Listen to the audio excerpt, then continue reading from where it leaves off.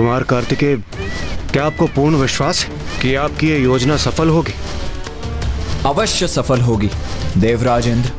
बस आपको उतना ही करना है जो मैंने आपसे कहा है कि मेरे निर्देश पर आप दोनों लुप्त हो जाएं। शेष मैं और गणेश संभाल लेंगे। समझ गए ना आप? समझ गए। हमारे देखते देखते वो दुष्ट महादेव पुत्र इंद्रदेव और वायुदेव को यहाँ से ले गया और हम कुछ नहीं कर सके। तुम सभी किसी कार्य के नहीं हो। तुम व्यर्थ हो मेरे लिए। मेरे सेनापतियों, साम दाम दंड भेद किसी भी युक्ति का प्रयोग करो और उस कुमार कार्तिकेय को मेरे समक्ष प्रस्तुत करो। जब मैं उस पर अपनी स्तंभन शक्ति का प्रयोग करूंगा तो वो स्वयं बताएगा कि देवियां और अमृत कहाँ है। जाओ और शीघ्र लाओ उसे। आप कष्ट न उठाएं सेनापति निशुंभ। उस दुष्ट कुमार कार्तिकेय को बंदी बनाकर लाने में अधिक समय नहीं लगेगा। उसे मैं ही जाकर ले आता हूं।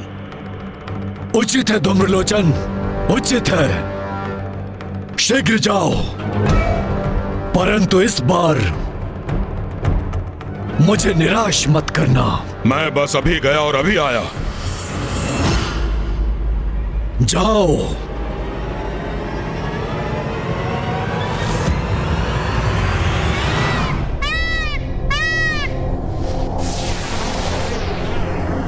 आकाश में ये कैसी गति का आभास हो रहा है मुझे? ये तारे तो गतिमान होकर एक साथ आ रहे हैं।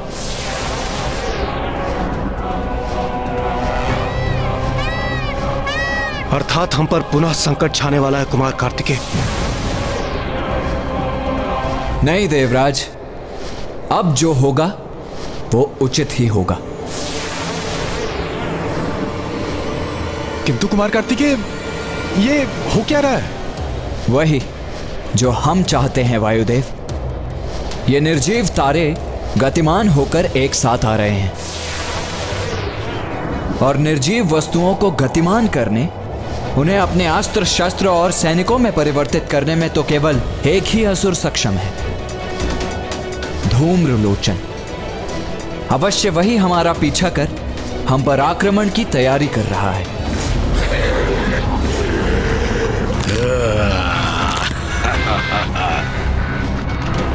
अपनी शक्ति से ऐसे अस्त्र उत्पन्न करूंगा कि तुम लाचार हो जाओगे कुमार कार्तिकेय।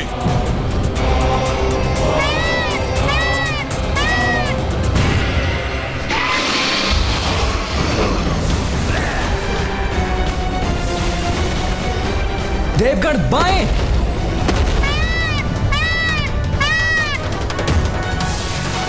देवगण दाएं।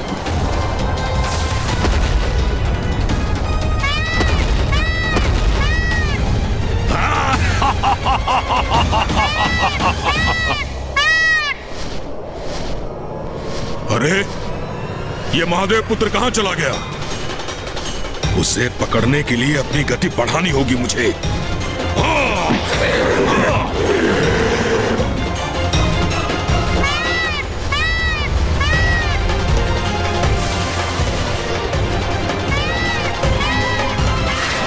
ये नुकीले अस्त्र तो हमारी ओर बढ़ रहे हैं। वायुदेव, मुझे अपनी शक्ति का पुनः आभास हो रहा है। हम उस दुष्ट शुंभ की स्तंभन शक्ति से मुक्त होकर उससे बहुत दूर निकल चुके हैं। हाँ देवराज, ये आभास तो मुझे भी हो रहा है। मेरी समस्त शक्तियां, मेरी सिद्धियां पुनः लौट रही हैं। तो फिर विलंब किस बात का वायुदेव? हमें मिलकर इन असुरों का सामना करना चाहिए। इनके वार का उचित उत्तर देना चाहिए हमें। निसंदेह।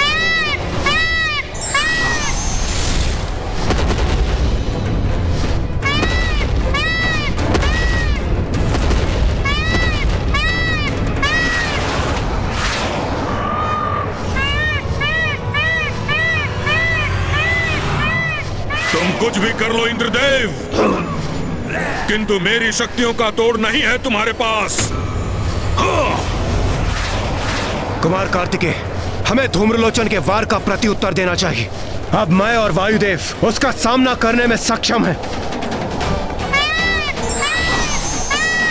नहीं देवराज, आप अभी ऐसा कुछ नहीं करेंगे।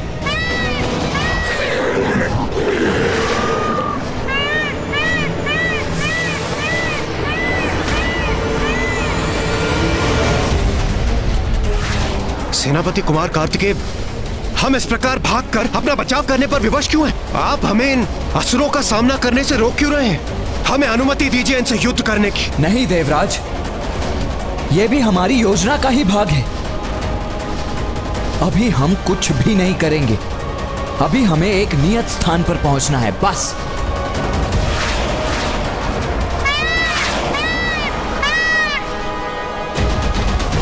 अब विंध्याचल पर्वत मेरे समक्ष है।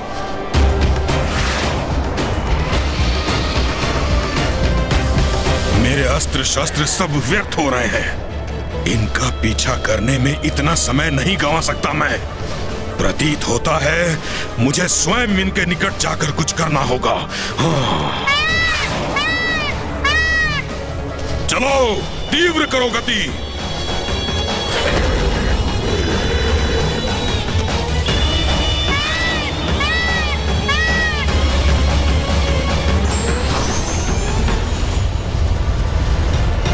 कुमार कार्तिकेय, दुष्ट धूम्रलोचन शस्त्रों से सज्जित हमारे अत्यंत निकट पहुंच चुका है।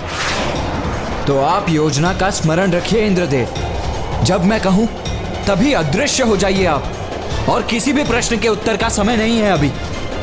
और हाँ, पीछे मुड़कर मत देखिएगा, बस अंतर्ध्यान हो जाइए। अरे इतनी गति से कहां भागे जा रहे हो कुमार कार्तिकेय?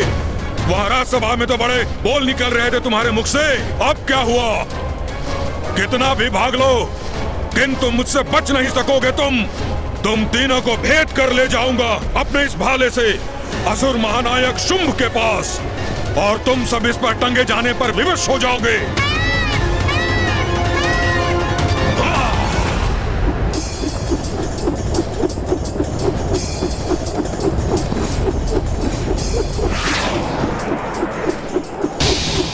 कुमार कार्तिकेय, धूम्रलोचन ने भाले से प्रहार किया है हम पर, जो बहुत तीव्र गति से हमारी ओर बढ़ रहा है।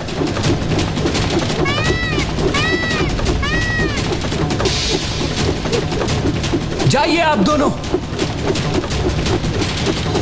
नहीं नहीं कुमार कार्तिकेय, इस प्रकार हम आपको अकेला छोड़कर कैसे जा सकते हैं? ऐसी बातों का समय नहीं है। मैं जैसा कह रहा हूं वैसा कीजिए, जल्दी कीजिए।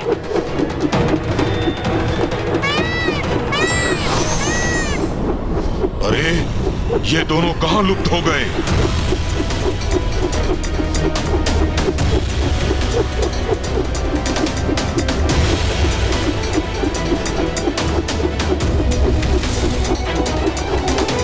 भैया भैया,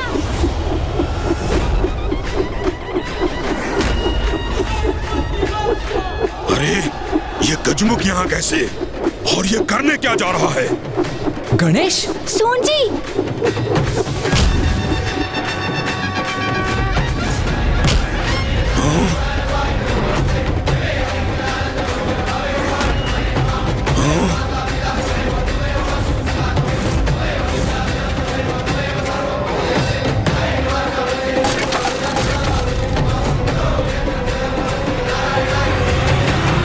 गणेश,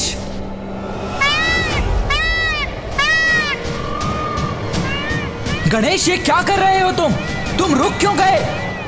असुर जी, आपका ये प्रहार तो व्यर्थ हो गया, किंतु आपके लिए मेरे पास एक प्रस्ताव है। कैसा प्रस्ताव? गणेश, ये क्या कर रहे हो तुम? हमारे शत्रु इस असुर के साथ कोई प्रस्ताव रखने के पूर्व मेरी सहमति तो ले लो। नहीं भैया, बहुत कर ली हमने देवताओं की रक्षा। मैंने अभी देखा आपने अपने प्राणों की चिंता त्याग कर इंद्रदेव और वायुदेव की रक्षा की, और जब इन असुर जी ने आक्रमण किया तो वो आपको अकेला छोड़कर चले गए। इतने स्वार्थी हैं ये देवता, आज मुझे ज्ञात हुआ। प्रतीत होता है इन देवताओं में आंतरिक मनमुटाव उत्पन्न हो गया है। तो इसमें निराश होने जैसा क्या है गणेश? वो इन असुर जी के पराक्रम से भयभीत हो गए होंगे। ऐसा हो जाता है, बड़े बड़े वीर शक्तिशाली योद्धा के सामने आतंकित हो जाते हैं। बस भैया, अब मैं देवताओं का ये व्यवहार और सहन नहीं करूँगा। जब वो संकट में आते हैं तो भागकर हमारे पास आते हैं और हम अनेकों संकट से जूझकर उनकी रक्षा भी करते हैं, किंतु जब हमें उनकी सहायता होती है तो वो कहीं दिखाई नहीं देते। ये क्या बात हुई भला? बस भैया बस, इस प्रकार हम कब तक उनकी रक्षा करते रहेंगे? गणेश, किंतु तुम करने क्या जा रहे हो? देखो अनुज, जो भी करना सोच विचार कर ही करना। क्रोध में आकर ऐसा कुछ मत कर बैठना जो। भैया, मुझे भली भांति ज्ञात है कि मैं क्या कर रहा हूँ। मैं अपनी और आपकी सुरक्षा सुनिश्चित कर रहा हूँ। असुर जी, आप यही ज्ञात करना चाहते हैं ना कि इंद्रदेव और वायुदेव कहाँ जाकर छिपे हैं, है ना? नहीं गणेश, तो आइए असुर जी, मैं स्वयं आपको वहाँ ले चलता हूँ। तुम स्वयं लेकर जाओगे मुझे? और इसके लिए तुम्हें मुझसे क्या चाहिए? कुछ अधिक नहीं असुर जी, बस इतना कि अब आप मेरे भ्राता पर वार नहीं करेंगे। देवताओं को आप ले जाइए, किंतु मेरे अग्रज को सुरक्षित रहने दीजिए।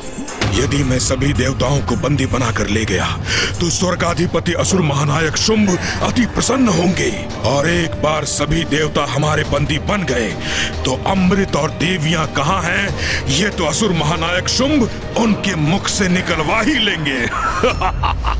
तो क्या निर्णय है आपका? मेरा प्रस्ताव स्वीकार है आपको असुर जी? उचित है। क्या तुम सर्वप्रथम मुझे देवताओं के पास ले जाओगे? हाँ हाँ, क्यों नहीं असुर जी, आइए चलिए मेरे साथ। मैं भी चलता हूँ। नहीं भैया, आप मेरे साथ नहीं आएंगे। नहीं गणेश, मैं तुम्हें अकेले कहीं नहीं जाने दूंगा।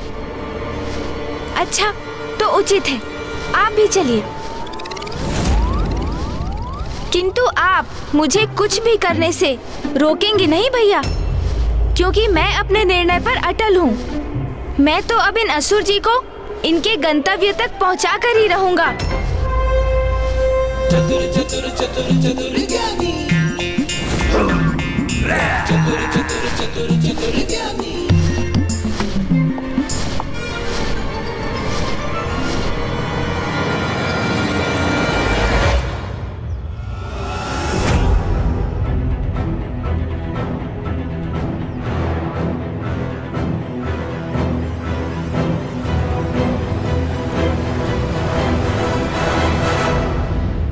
यहाँ तो पहुँच गए हम, किंतु देवता कहाँ हैं? गणेश, एक बार पुनः सोच लो। स्मरण रखो, हम भी देवता हैं। अभी भी समय है, हमें देवताओं की ही सहायता करनी चाहिए। वही तो मेरा भी कहना है भैया, हम देवता हैं, इसलिए देवताओं को हमारा साथ देना चाहिए था, किंतु ऐसा नहीं किया ना उन्होंने। नहीं भैया, अब मेरे लिए तो सबसे महत्वपूर्ण आपकी सुरक्षा है। यदि उन देवताओं के लिए आप असुर महानायक शुंभ से सुरक्षित हो सकते हैं तो वही उचित है भैया। बहुत हुआ भ्राताओं का स्नेह लाभ। मेरा समय व्यर्थ मत करो। मुझे बताओ, कहाँ छुपे हैं देवता? नहीं गणेश, इस अदृश्य दीवार के उस पार।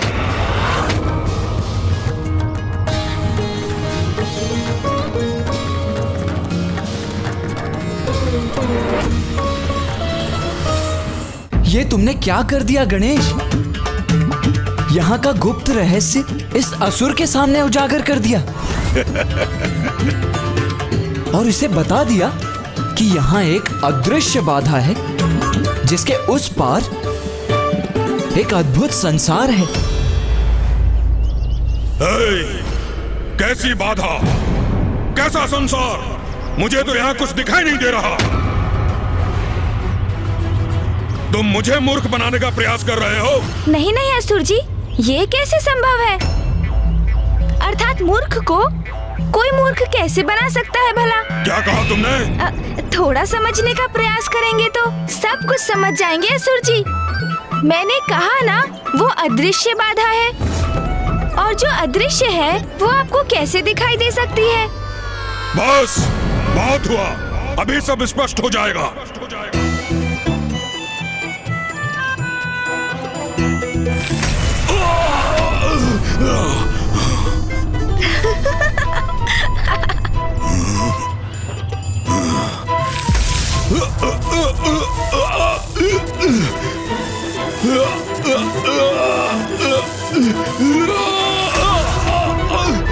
अरे अरे, ये क्या कर रहे हैं असुर जी? आप तो अभी से हमारे चरणों पर गिरकर क्षमा मांगने लगे। चलिए चलिए, उठिए, उठ जाइए।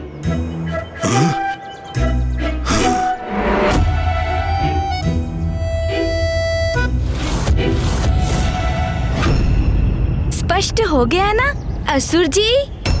तो अब ये भी ध्यान से सुनिए। सूर्य देव, वायु देव, वरुण देव और अग्नि देव और सभी देवियां इस अदृश्य बाधा के उस पार छिपे हैं और वो सभी जगत जननी माँ कौशिकी के संरक्षण में हैं।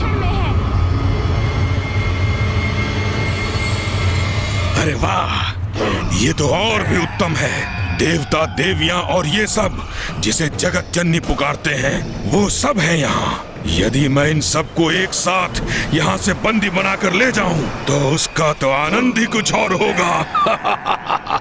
अरे अरे असुर जी, एक बात तो मैं आपको बताना ही भूल गया। वहाँ जाने के लिए आपको नारी शक्ति को जागृत करना होगा। आप उस अदृश्य बाधा को तब तक पार नहीं कर सकते जब तक कि आप नारी का अवतार धारण नहीं करते, क्योंकि माता कौशिकी वहाँ अपने भक्तों को नारी रूप में ही आने की अनुमति देती है।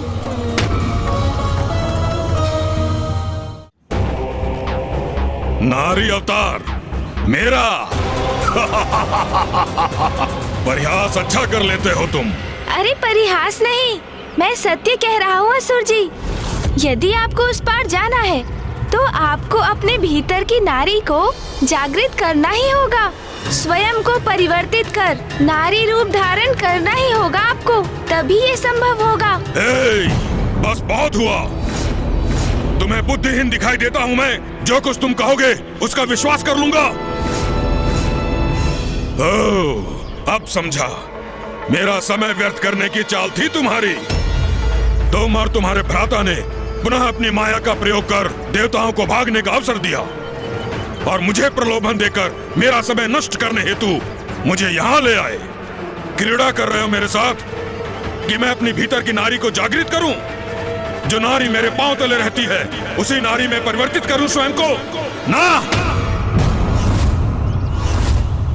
असुर जी, आपको यहाँ लाकर मैंने अपने कर्तव्य का निर्वहन किया। अब आप मुझ पर विश्वास करें अथवा नहीं, इसका चुनाव तो आपको ही करना है।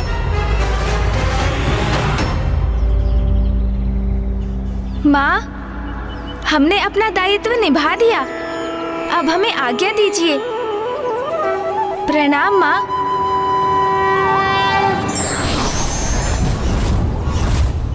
अरे कहाँ चले गए ये दोनों? इन दोनों ने छल किया है मेरे साथ। देवता यहाँ नहीं, कहीं और छुपे हैं। मुझे भटकाने के लिए लाए थे ये दोनों। कहीं भी छिपे हो देवता, उन्हें तो मैं ढूंढ कर ही रहूंगा।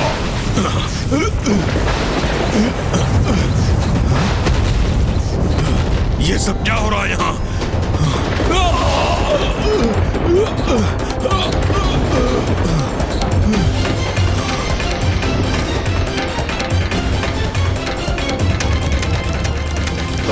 अरे अदृश्य नहीं रही ये बाधा।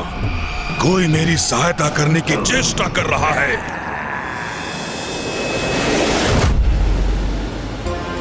माँ ने जैसा कहा था उसके अनुसार हमारी योजना किसी भी प्रकार से शुंभ के सेनापति को विंध्याचल पर्वत पर ले जाने की थी, किंतु धूम्रलोचन इतनी सहजता से हमारे पीछे आने वाला नहीं था।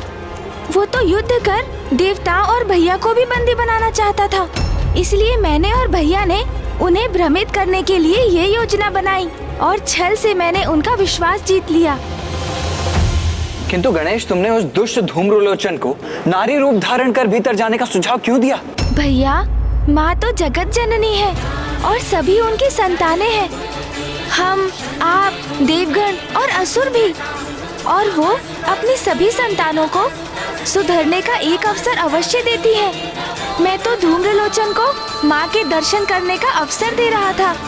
यदि वो भक्ति भाव से वहाँ जाकर माँ के दर्शन करता तो उसके समस्त पाप धुल जाते। किंतु वो तो नारी को स्वयं से भिन्न समझता है, इसलिए ऐसा स्वर्णिम अवसर पाकर भी उसने इसे गवा दिया। गणेश, तुम्हारी रणनीति और योजना शुंभ और निशुंभ के वध का आधार बनेगी। नहीं भैया, इसमें मेरा कोई योगदान नहीं। जैसे माँ ने ऋषि मार्कंडेय के मुख से अपने कवच का उच्चारण करवाकर असुरों को अर्धनिद्रा में डाल दिया था, उसी प्रकार मैं भी माता की ही इच्छा का माध्यम बन रहा हूँ। शुंभ और निशुंभ का वध तो माता के हाथों ही नियत है, और उसका समय अब बहुत निकट है। हाँ भैया, शीघ्र ही शुंभ निशुंभ माता के समक्ष होंगे।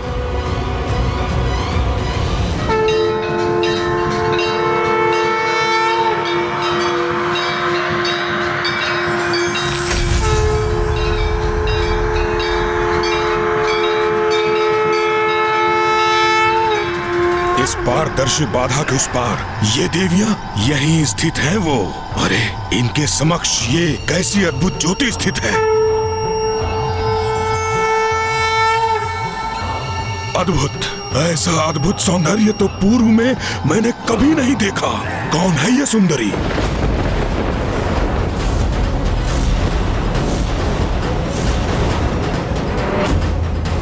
सुंदर भी है और भयंकर भी। अद्भुत, सर्वथा अद्भुत है ये सुंदरी। मैं अभी जाकर महाराज शुंभ को इस बारे में सूचित करता हूँ। तुम्हारे अंत का आरंभ अब हो चुका है असुरों।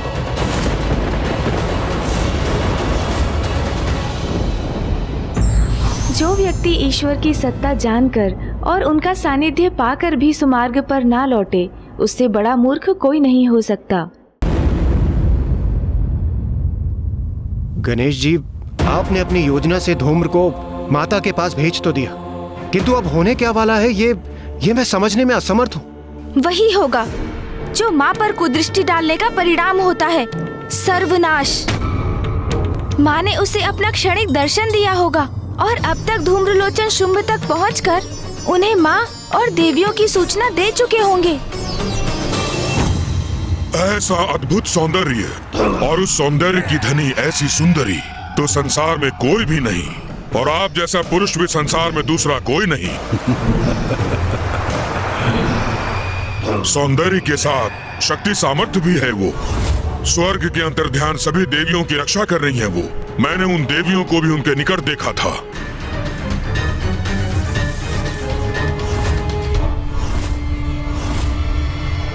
भ्राता शुंभ, कदाचित आप दोनों की जोड़ी नियति निर्धारित करेगी।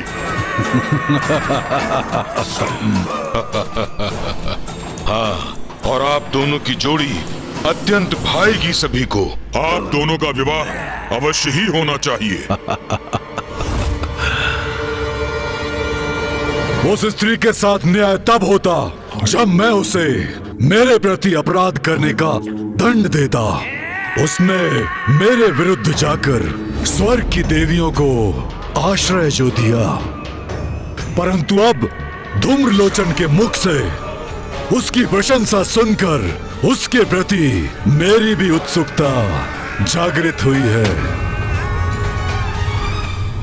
जाओ धूम्रलोचन, मेरे दूत सुग्रीव के साथ जाकर उसे मेरा संदेश दो कि यदि वो मेरे दंड से अपनी रक्षा करना चाहती है तो यथाशीघ्र मुझसे विवाह करने के लिए यहाँ प्रस्तुत हो, और स्वर्ग की समस्त देवियों को मेरी सेविकाएं बनाकर मेरे समक्ष प्रस्तुत करें, अन्यथा परिणाम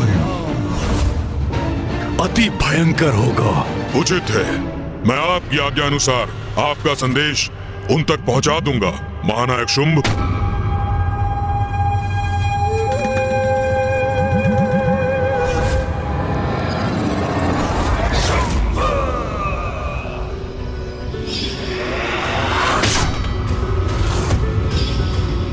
ये उचित नहीं हो रहा। महाराज शुंभ को मुझे देवी कौशिकी की महिमा के बारे में सूचित करना होगा।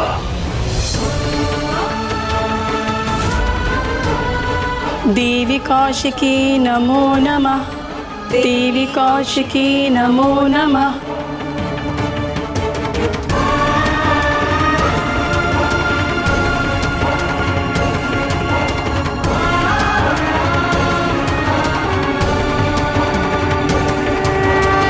पुत्रियों, अब वो समय आ गया है पुत्रियों, जब तुम्हें यहाँ से प्रस्थान करना होगा।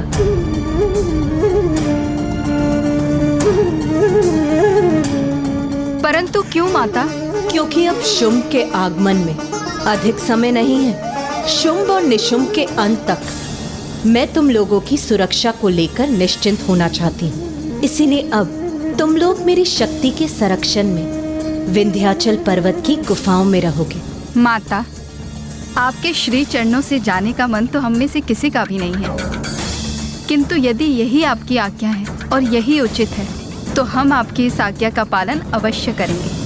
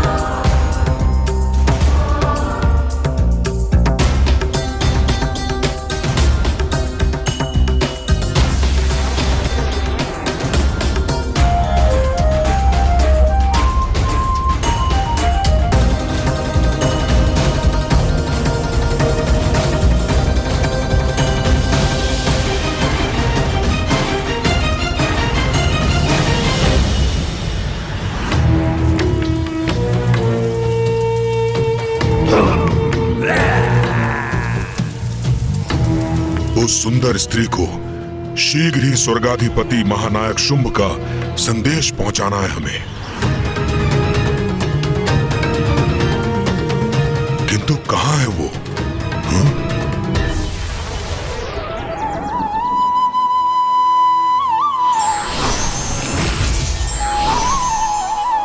हमारी रक्षा कर हमें सुरक्षित रखने के लिए आपका कोटि कोटि धन्यवाद माता। हमारी प्रार्थना है कि आपकी कृपा दृष्टि इसी प्रकार हम पर सदा बनी रहे। अवश्य पुत्रियों, माँ हूँ मैं और संतान की रक्षा माँ का धर्म है।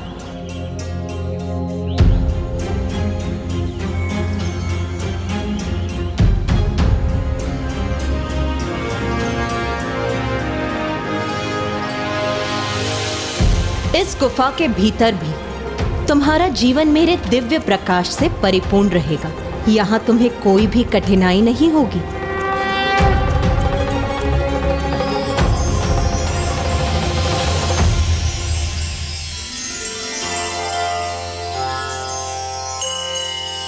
माता हमारे जीवन को कभी भी अंधकारमय नहीं होने देंगी। माता की असीम कृपा पाकर हम कृतार्थ हुए। माता ने हमारे चारों ओर एक अभेद सुरक्षा कवच प्रस्तुत किया है। हम सभी पूर्ण रूप से सुरक्षित हैं।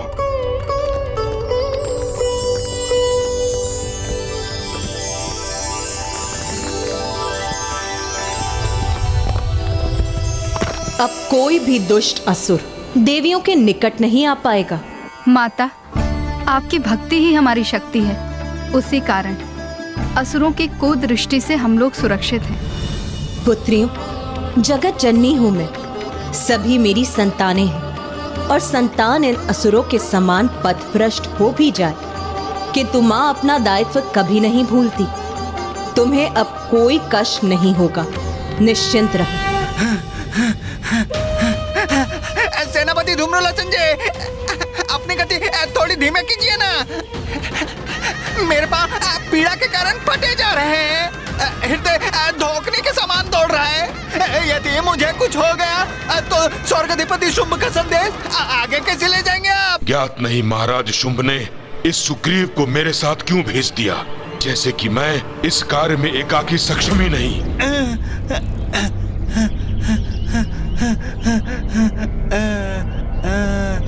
सेनापति धूम्रलोचन जी, आपको पूर्ण विश्वास है ना कि हम उचित मार्ग पर हैं?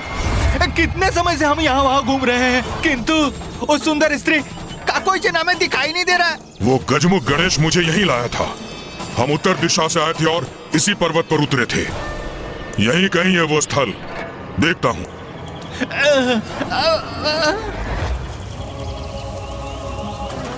और कितना चलाइएगा?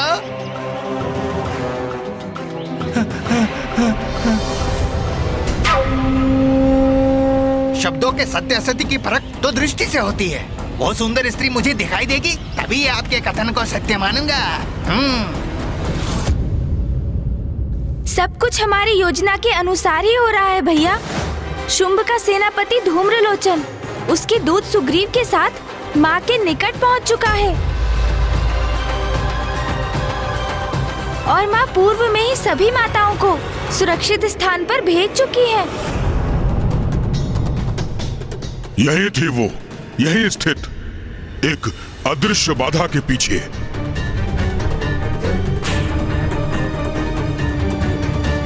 अरे इस निर्जन वन में मुझे अकेला छोड़कर मत जाइए धूम्रलोचन जी। शुंभ का प्रधान सेनापति हूं मैं, मुझे मार्ग दो।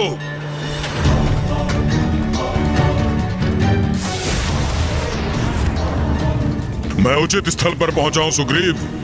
अब तुम्हें और अधिक चलने की कोई आवश्यकता नहीं। हम अपने गंतव्य पर पहुंच चुके हैं। अद्भुत! अचानक इस वन में दिव्य प्रकाश प्रकट हो गया, जैसे कोई गुप्त द्वार अचानक खुल गया हो। सत्य कहा था ना मैंने। कदाचित उस दिव्य सुंदरी को भी ज्ञात हो गया कि हम उसके लिए यहाँ क्या प्रस्ताव लेकर आ रहे हैं, जिससे उत्तेजित होकर उसने स्वयं हमारे लिए ये द्वार खोल दिए।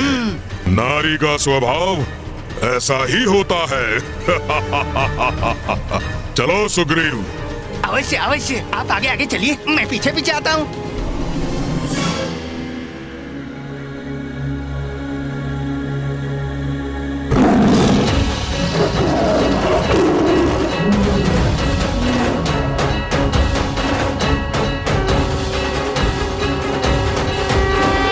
अद्भुत!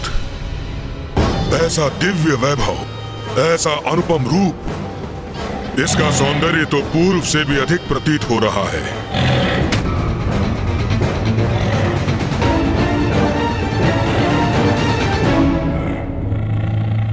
विलक्षण रूपमती है ये स्त्री। असुर महानायक ने विवाह हेतु उचित स्त्री का चुनाव किया है। चलिए चलिए, आगे बढ़ते हैं धूम्रलोचन जी।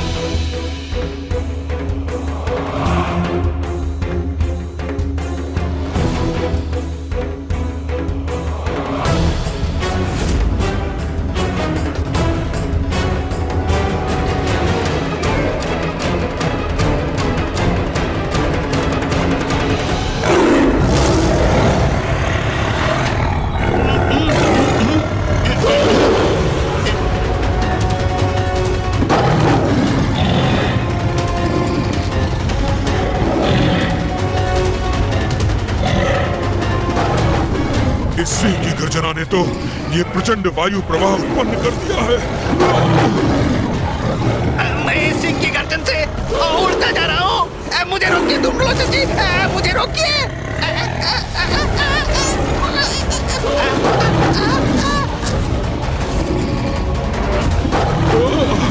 चिंता मत करो सुग्रीव, तुम्हें कहीं नहीं जाने दूंगा मैं। ये सिंह तो अपनी गर्जना में और वृद्धि कर रहा है। अब तो मैं भी खींचा चला जा रहा हूँ।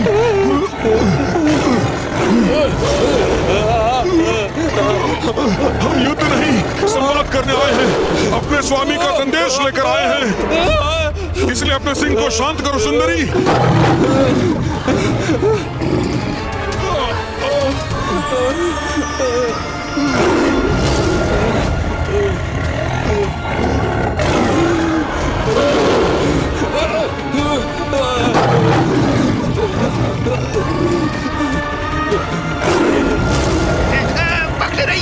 मुझे बख्शे नहीं धूम्रलोचन जी।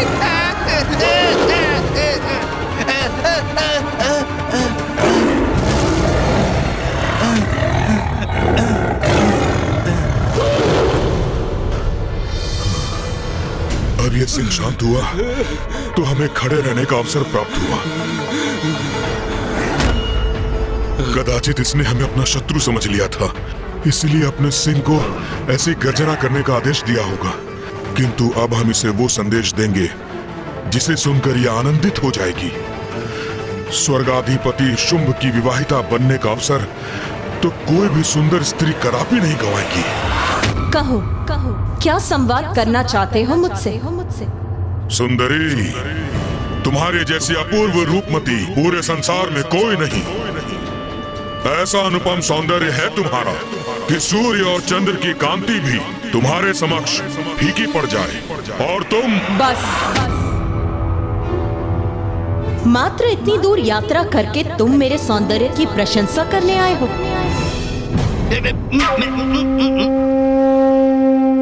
सौंदर्य की देवी, तुम इनकी बात का बुरा न मानो।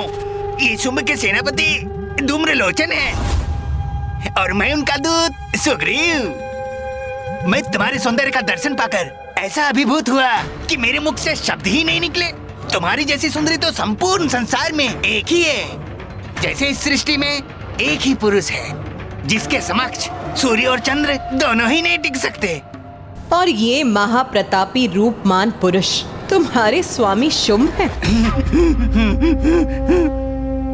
सर्वप्रथम इस सेनापति ने मेरे सौंदर्य की प्रशंसा की, फिर शुंभ के दूत अर्थात तुमने उसकी। किंतु मुझे किसी की भी प्रशंसा में कोई रुचि नहीं।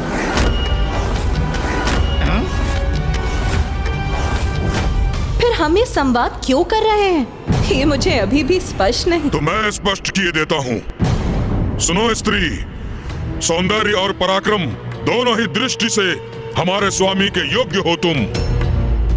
इसीलिए हम उनके साथ तुम्हारे विवाह का प्रस्ताव लेकर यहाँ आए हैं। उचित तो यही है कि तुम इस विवाह प्रस्ताव को स्वीकार कर हमारे साथ चलो।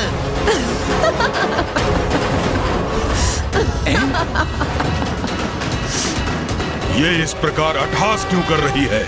मुझे ये बताओ, तुम दोनों रूपवान होने के अतिरिक्त कोई और गुण है भी तुम्हारे स्वामी में?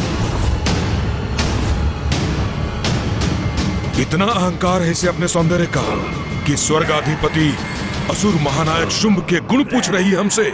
बहुत चतुर स्त्री है ये धूम्रलोचन जी। इस प्रस्ताव को भली भांति परख रही है और उचित भी है।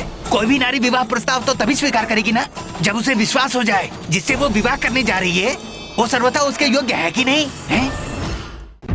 कदाचित तुम्हें ज्ञात नहीं सुंदरी कि हमारे स्वामी कौन हैं? असुर महानायक शुंभ हैं वो, जिन्होंने अपने पराक्रम से पाताल, पृथ्वी और स्वर्ग तीनों लोकों पर अपनी सत्ता स्थापित की है।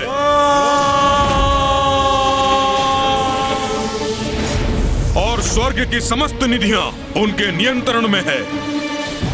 कल्प वृक्ष, कामधेनु, ऐरावत, उच्चैश्रवा सबके स्वामी हैं वो। इंद्र आदि देवताओं को स्वर्ग से निष्कासित किया है उन्होंने। अब आपको पूर्ण परिचय प्राप्त हो गया ना हमारे स्वामी का? अब तो स्पष्ट हो गया ना? तुम महावीर, महातेजस्वी स्वर्ग के अधिपति शुंभ का विवाह प्रस्ताव स्वीकार करे सुंदरी। सत्य कह रहे हो तुम। बहुत पराक्रमी, अत्यंत तेजस्वी और महावीर है तुम्हारे स्वामी शुंभ। मुझे क्या था, ये हमारा प्रस्ताव अवश्य स्वीकार करेगी। तुम्हारे स्वामी की वीरताएं की गाथाएं तो मैंने भी सुनी है।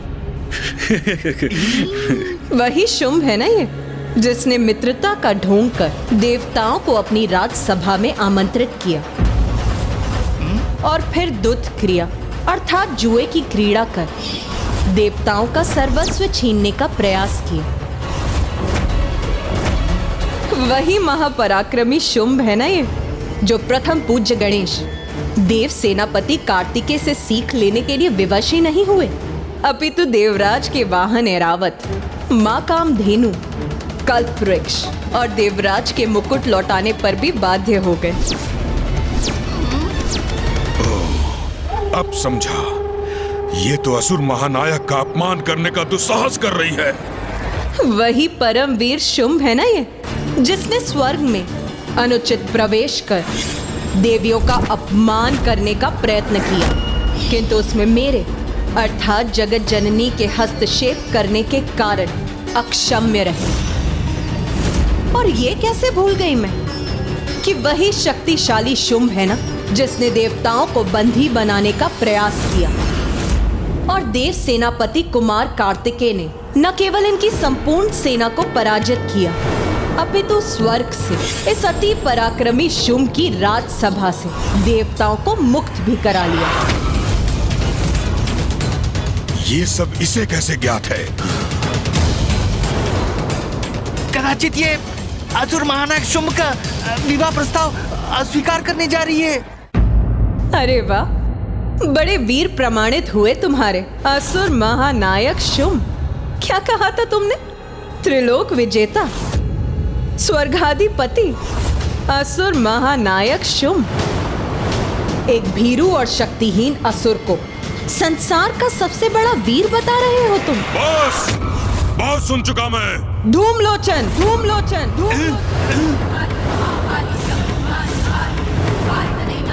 अपना स्वर ऊंचा करने का दुस्साहस मत करो। तुम अपने परमवीर महाराज के लिए मेरे समक्ष खड़े हो, और मैं तुम्हारे ऊंचे स्वर को कदापि सहन नहीं करूंगी। इसकी गर्जना तो इसके सिंह की गर्जना के समान ही भयंकर है, किंतु मुझे इसका अहंकार खंडित करना ही होगा। ऐ सुंदरी, ये तुम्हारा सौंदर्य नहीं, तुम्हारा अहंकार बोल रहा है। सुनी सुनाई बातों पर विश्वास करने की भूल कर रही हो तुम, किंतु मेरे स्वामी के प्रति उदंडता करके सभी सीमाओं का उल्लंघन कर रही हो तुम, जिसे एक बार तो मैं अनसुना कर रहा हूं, किंतु पुनः ऐसा व्यवहार सहन नहीं करूंगा मैं। त्रिलोक के अधिपति हैं मेरे स्वामी शुंभ, स्वयं ब्रह्मदेव से वरदान प्राप्त किया उन्होंने। अपनी अपार शक्ति के बल पर किसी भी स्त्री को अपने चरणों की दासी बना सकते हैं वो, और उनकी दासी बनना भी किसी भी स्त्री के लिए सौभाग्य की बात है। नारी के प्रति ये दुर्भावना कदापि उचित नहीं। ये स्त्री तो क्रोधित हो रही है। कहीं इसने पुनः गर्जना की तो? नहीं नहीं, मेरे शांत रहने में मेरी सुरक्षा है। ये तो तुम्हारा सौभाग्य है स्त्री कि असुर महानायक शुंभ ने पूर्ण सम्मान के साथ विवाह प्रस्ताव भिजवाया है, अन्यथा अपनी इच्छा पूर्ण करने के लिए वो क्या नहीं कर सकते। अच्छा, तो तनिक ये बताओ, अपनी इच्छा पूर्ण करने के लिए क्या करेंगे वो? प्रतीत होता है तुम अभी भी नहीं समझी, और वो चाहे तो उनके सैनिक तुम्हें उनके समक्ष प्रस्तुत करने हेतु तुम्हारी इच्छा के विरुद्ध तुम्हें खींच कर भी ले जा सकते हैं।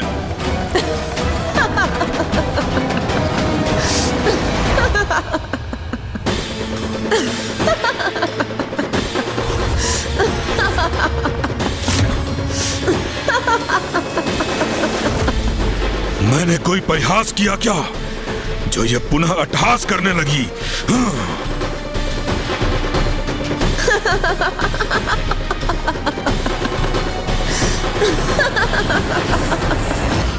स्त्री, अट्टहास क्यों कर रही हो तुम? इसका क्या अर्थ समझूं मैं? इनके प्रश्न का अभिप्राय है सुंदरी, क्या तुम्हारे इस अट्टहास को हम तुम्हारी स्वीकृति समझे? स्पष्ट कहो, हमारे स्वामी से विवाह का प्रस्ताव तुम्हें स्वीकार है ना? उचित है। मुझे क्या था, ऐसा उत्तम विवाह प्रस्ताव संसार की कोई भी स्त्री कदापि नहीं नकार सकती। हमें शीघ्र ये शुभ सूचना असुर महानायक शुंभ तक पहुंचानी चाहिए। चलो सुग्रीव। जाओ और जाकर अपने स्वामी को मेरा संदेश दो कि मैं विवाह उसी योद्धा से करूंगी जो मुझे युद्ध में पराजित करने में सक्षम होगा। यदि तुम्हारे स्वामी में इतना सामर्थ्य है तो यहाँ आकर मुझे पराजित करें और अपनी मुझसे विवाह करने की इच्छा को पूर्ण करें। ये क्या सुन रहा हूं मैं? ये स्त्री स्वर्गाधिपति असुर महानायक शुंभ से युद्ध करना चाहती है। माँ की ये घोषणा, उनके द्वारा शुंभ को युद्ध के निमंत्रण का तो एक ही अर्थ है, शुंभ के साथ साथ इन सभी दुष्टों का सर्वनाश।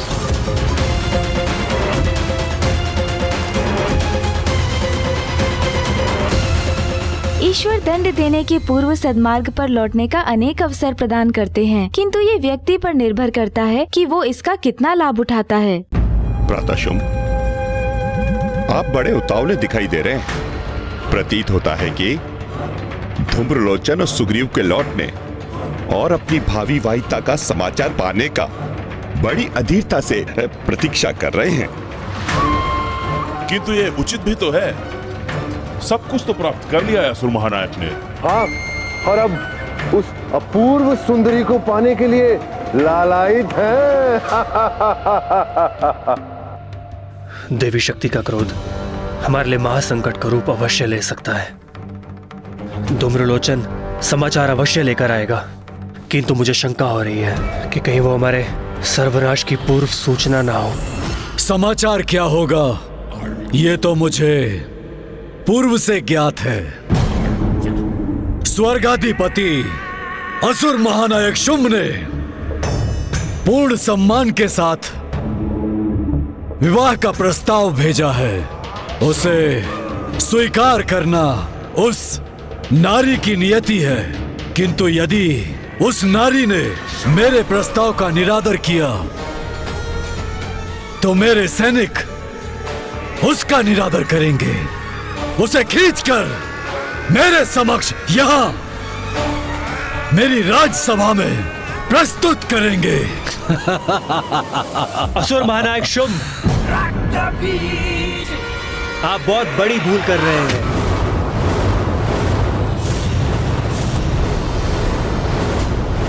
ये क्या कह रहे हो तुम रक्तबीज? स्वर्गाधिपति महाराज शुंभ से कोई भूल हो, ये कैसे संभव है?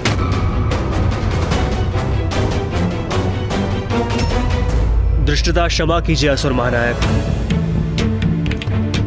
आपके सामने कितना कुछ घटित हो चुका है, किंतु आप उसे स्वीकार नहीं कर रहे। क्या घटित हुआ है मेरे समक्ष? हाँ रक्तबीज, जो भी कहना है स्पष्ट कहो। जिन देवी को आपने धूम्रलोचन और सुग्रीव को युक्ति अथवा शक्ति से यहां लाने का आदेश दिया है, उनकी शक्ति का आभास हमें बहुत समय से हो रहा है। स्मरण कीजिए, स्वर्ग की देवियों की रक्षा देवी की मूर्ति से उत्पन्न हुए मोतियों ने ही की थी।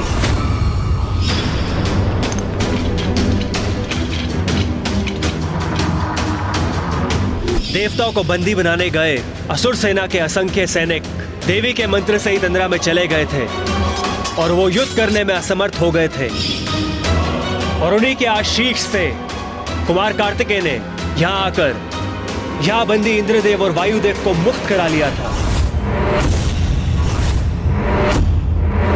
और वो कोई साधारण स्त्री नहीं है, जगत जननी है, देवी शक्ति है, और उनकी अपार शक्ति का प्रत्यक्षदर्शी तो मैं भी पूर्व में रहा हूं।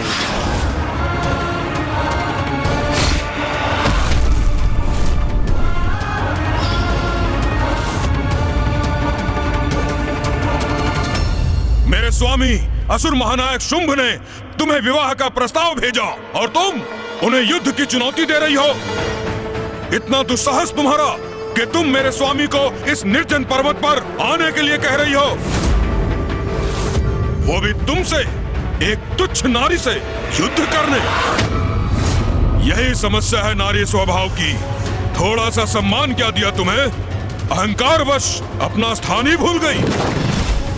नहीं, तुम हमारे सम्मान योग्य नहीं हो। और अब मैं तुम्हें उस भाषा में समझाऊंगा जो तुम्हें समझ आएगी। ताड़ना की भाषा, उसी के योग्य हो तुम।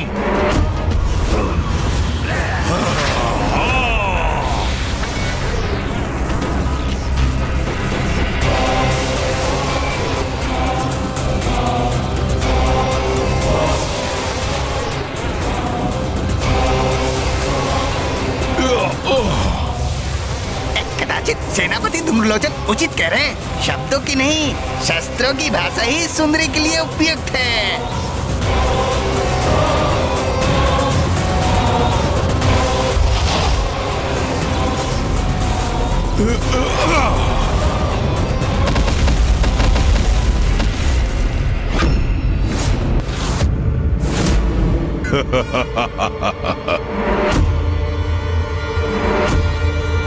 मैंने पूर्ण अवसर दिया था तुम्हें, किंतु स्त्री जनित मूर्खता के कारण तुमने वो अवसर भी गंवा दिया और सिद्ध कर दिया कि तुम यहां से बलपूर्वक ले जाने योग्य हो। और तुम ही नहीं, स्वर्ग से भागकर तुम्हारी शरण में छिपी हुई वो देवियां भी जाएंगी असुर महानायक की दासियां बनने, और उन्हें हम अवश्य ढूंढ निकालेंगे।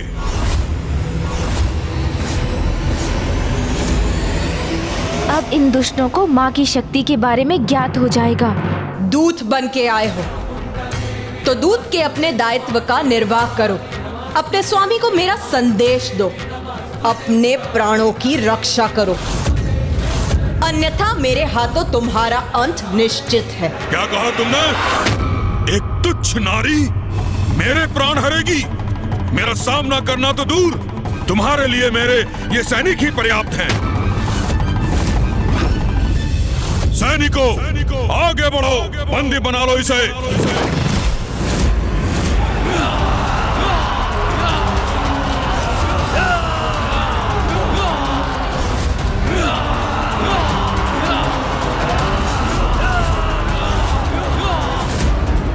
ये दुष्ट असुर तो माता पर आक्रमण कर रहे हैं।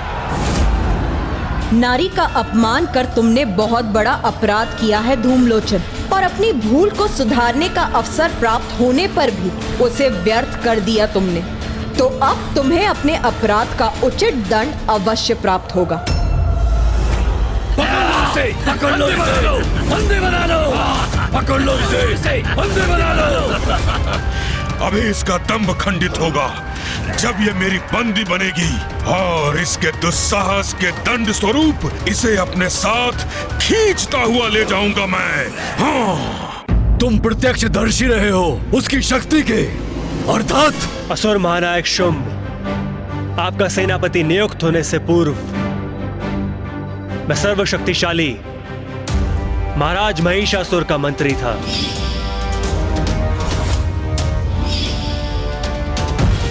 महाराज महिषासुर और उनकी समस्त सेना का बड़ा भयंकर अंत किया था देवी आदिशक्ति ने।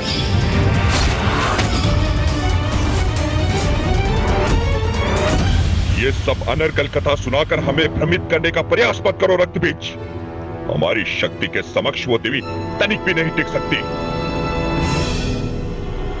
तब देवी आदिशक्ति देवी कात्यायनी के रूप में थी। तब हमें देवी कात्यायनी का वास्तविक परिचय ज्ञात नहीं था, और ना ही उनकी शक्ति का आभास था। और होता भी कैसे, क्योंकि विनाश काले विपरीत बुद्धि महाराज महिषासुर के साथ साथ हम सबको भी अपनी शक्ति पे इतना अहंकार हो गया था कि हम देवी कात्यायनी से युद्ध करने के लिए प्रस्तुत हो गए। बंद करो अपना नरगल प्रलाप। एक स्त्री इतनी शक्तिशाली कैसे हो सकती है? किस दैवीय शक्ति की बात कर रहे हो तुम? देवी कात्यायनी देवी पार्वती का ही स्वरूप है। वो देवी पार्वती जो जगत जननी है,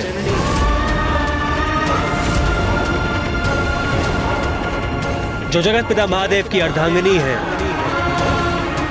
उन जगत पिता महादेव की पत्नी है, जिनसे वरदान पाकर मैं इतना शक्तिशाली बना हूं।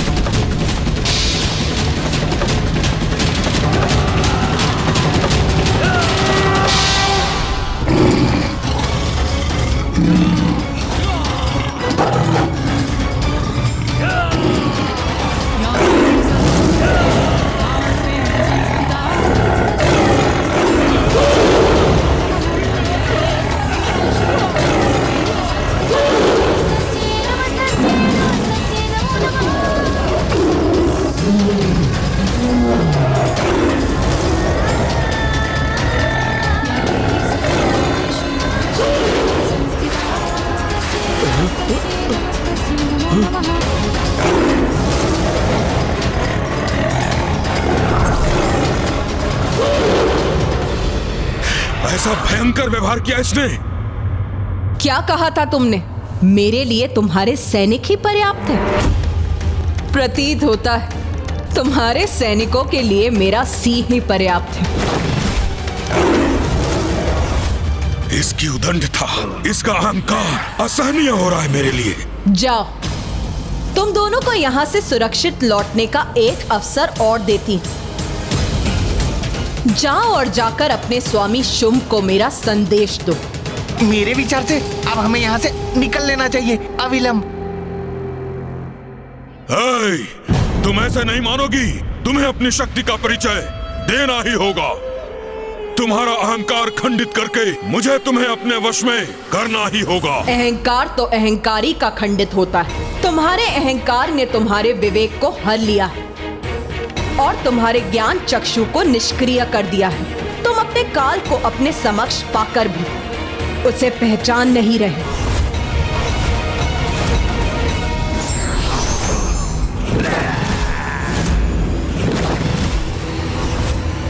किसका काल किसके समक्ष है, यह अभी ज्ञात हो जाएगा। तुच्छ नारी।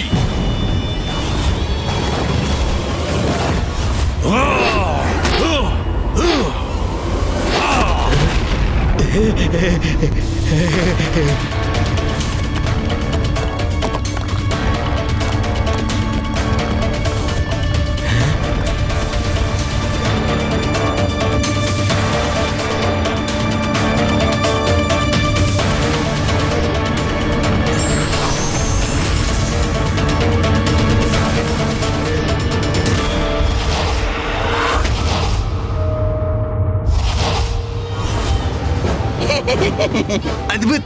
धूम्रलोचन जी की शक्ति का सामना करना तो वास्तव में अत्यंत कठिन है। अब देखता हूँ मेरे प्रहार से अपनी रक्षा कैसे करती हो तुम।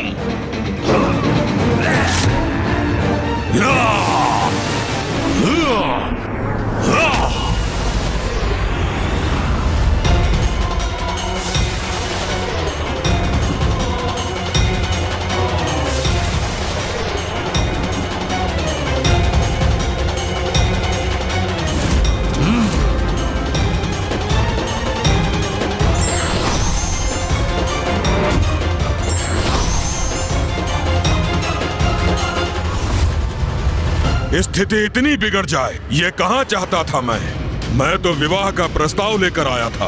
विनय पूर्वक संवाद कर रहे थे तुमसे, क्योंकि असुर महानायक शुंभ का विवाह तो आनंद का अवसर था। किंतु तुम अपने उदंडता से मुझे उकसाती रही।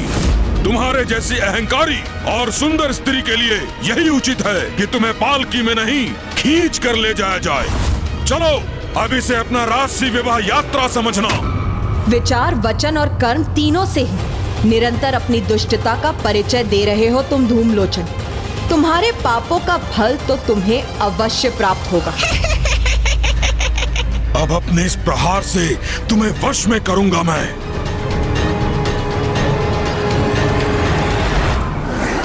दया और धैर्य की सागर है जगत जननी। देवी शक्ति अपनी संतानों के अनेकों दोष क्षमा करती है, किंतु जब एक संतान अपनी माँ को माँ के रूप में सम्मान की दृष्टि से देखने के स्थान पर उन्हीं पर कुदृष्टि डालने लगे, अपने माता के प्रति कुत्सित विचार रखे, तो माता का क्रोध तो जागृत होगा ही ना, और दंड भी तीव्र और भयंकर होगा। यही हुआ महाराज महिषासुर के साथ। मैं समझ गया था कि जगत जननी के समक्ष महिषासुर कदापि सुरक्षित नहीं है, इसलिए उनके अंत के पूर्व मैं वहां से चला आया।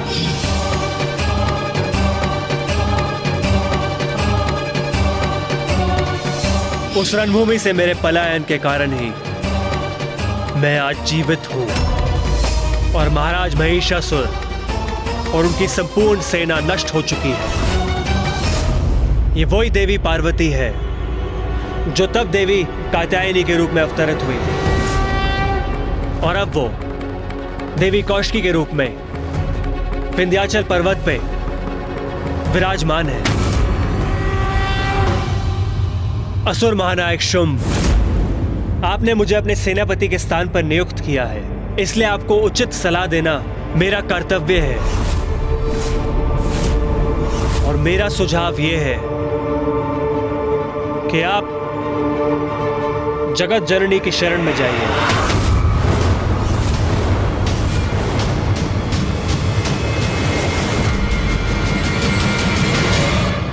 वो अपने शरणागतों की सदा रक्षा करती है। उनके समस्त पाप क्षमा कर उन्हें अपनी भूलों का प्रायश्चित करने का अवसर प्रदान कर उन्हें अभय दान देती है। मैं तो धूम्रलोचन के प्रस्थान करने के पूर्व ही आप सबको इससे अवगत कराना चाहता था, किंतु जो भी हुआ वो इतनी शीघ्रता से हुआ कि मुझे कुछ कहने का अवसर ही प्राप्त नहीं हुआ। असुर महानायक, अभी भी समय है। हम अभी भी धूम्रलोचन और सुग्रीव को लौटने का आदेश भेज सकते हैं। बस रक्तबीज, बस! तुम मुझसे, त्रिलोक के स्वामी से, एक स्त्री के समक्ष झुककर उसका शरणागत बनने को कह रहे हो? तुम्हारी मति मारी गई है क्या? असुर महानायक शुंभ, मेरे सुझाव को अन्यथा मत समझिए। यदि आप जगत जननी के शरणागत नहीं होना चाहते तो मत होइए, किंतु उनसे उलझने की भी कोई आवश्यकता कहाँ है। उनसे नहीं उलझेंगे तो आप सुरक्षित रहेंगे, शांति पूर्वक त्रिलोक का शासन करेंगे, सुख भोगेंगे। बस रक्तबीज, बहुत हुआ। तुम्हें अपना सेनापति बनाया, बहुत बड़ी भूल कर दी मैंने। एक और ये निशुंभ, चंड मुंड धूम्रलोचन, जो मेरे लिए अपना जीवन तक निछावर करने के लिए प्रस्तुत हैं, और दूसरी ओर तुम, जो मुझे स्त्री के चरणों में शीश रखने का सुझाव दे रहे हो।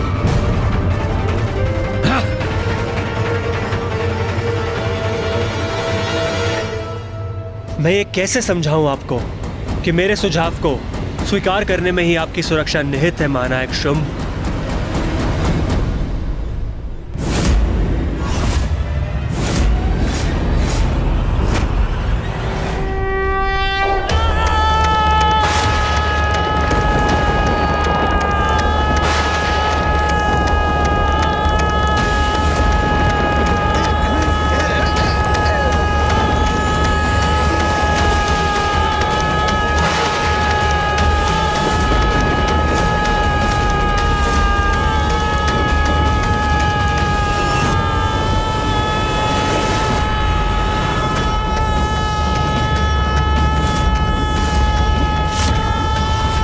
ये तो माँ की हुंकार है।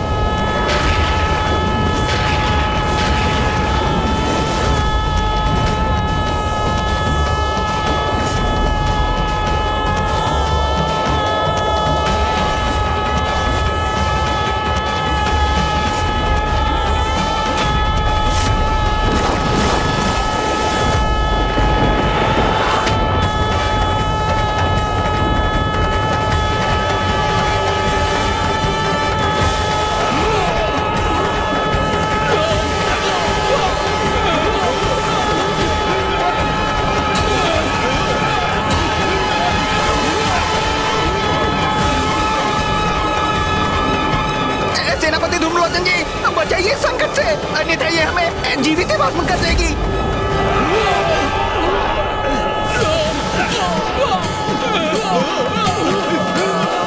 मेरे सैनिकों को भस्म कर दिया इसने। ये अग्नि की लपटें तो अब मेरी ओर ही बढ़ रही हैं।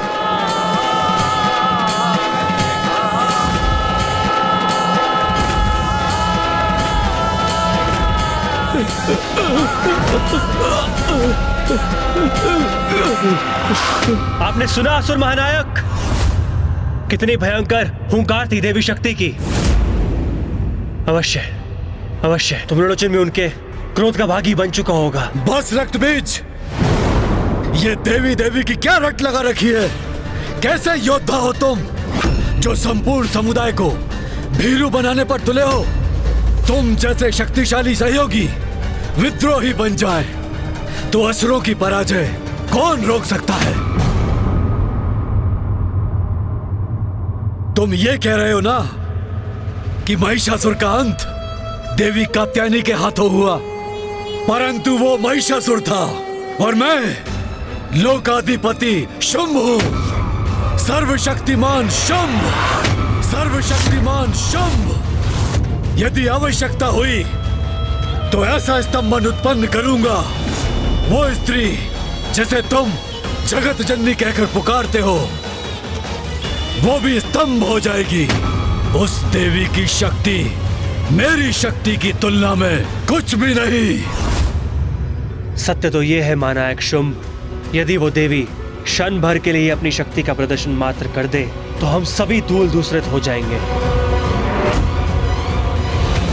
कहो, तुम्हारे लिए मेरी शक्ति का इतना परिचय पर्याप्त है ना धूम्रलोचन?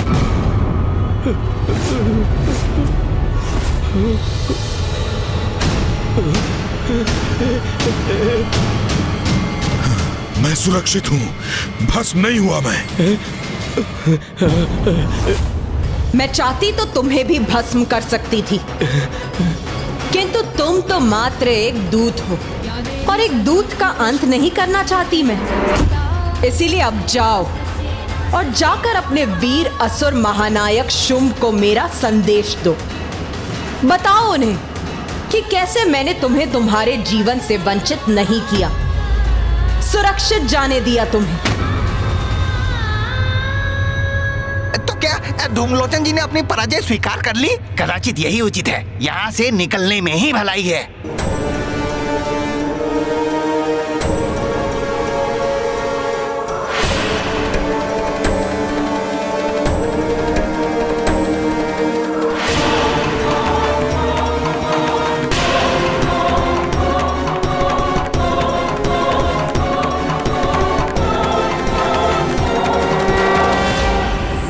गणेश, धूम्रलोचन जैसा अहंकारी इस प्रकार पीछे मुड़कर लौट जाने वालों में से नहीं। हाँ भैया, किंतु कदाचित वो समझ गया है कि इसी में उसकी सुरक्षा है।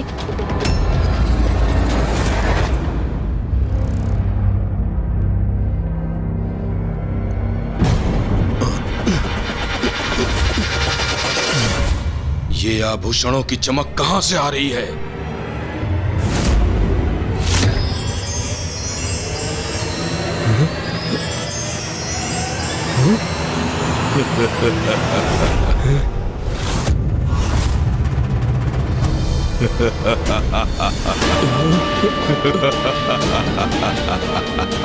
अच्छा, तो स्वर्ग की देवियों को यहाँ छिपा कर रखा है इसने। इस दुष्ट ने तो हमें देख लिया।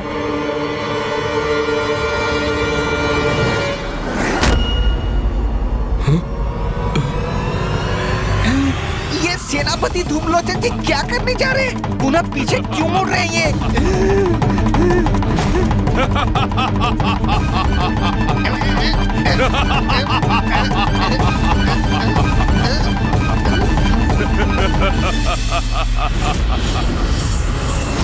बहुत भाग्यशाली हैं मेरे स्वामी। उन्हीं के भाग्य के परिणाम स्वरूप मैं उचित समय पर उचित स्थल पर हूँ और यहाँ आया तो था मैं तुम्हारे लिए सुंदरी, और कदाचित तुम्हें प्रतीत हो रहा है कि मैं पराजित हो गया। उचित है, किंतु मेरी पराजय में ही मेरी जय है। हे स्त्री, अब तो मैं अपने स्वामी के लिए दो दो उपहार लेकर जाऊंगा। एक तो तुम जीवित अथवा मृत अवस्था में, और दूसरा वो देवियां जिनको तुमने गुफा में छुपा कर रखा है।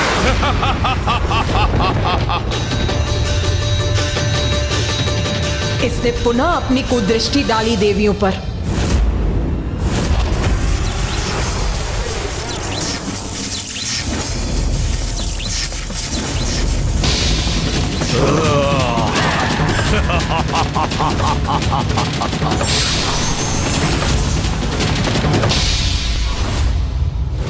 जाओ, बाहर निकालो इन देवियों को, बंदी बना लो।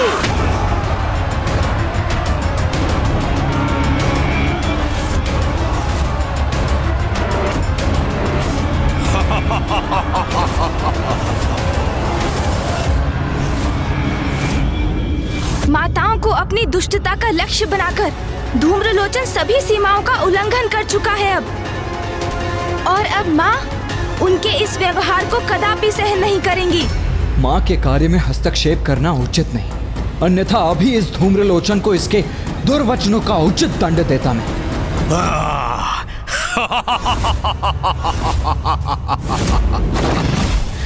कहो स्त्री, अब मेरे सैनिकों से अपनी देवियों की रक्षा कैसे करोगी तुम?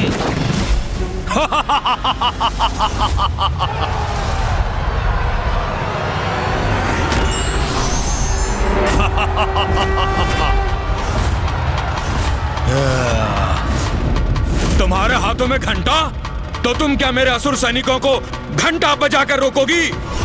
इस घंटा से अंत करोगी उनका?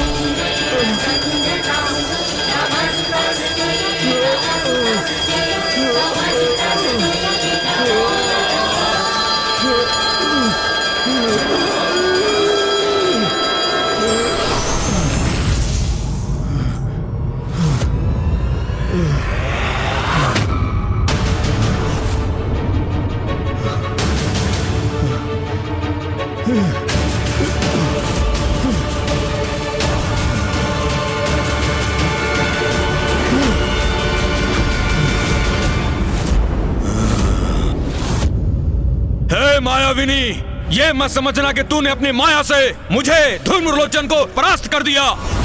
तू जितने बार भी मेरे असुरों को गिराएगी, मैं उतने ही बार नवीन असुर उत्पन्न करूंगा।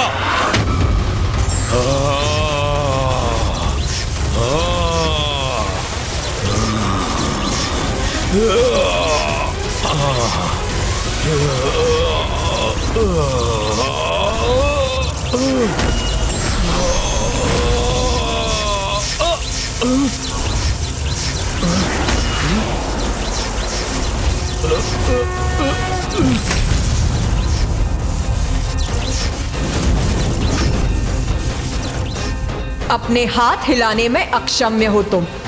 अब इस हाथों से कोई और असुर उत्पन्न नहीं कर पाओगे। अब तुमसे तुम्हारे ये हाथ ही छीन लूंगी मैं।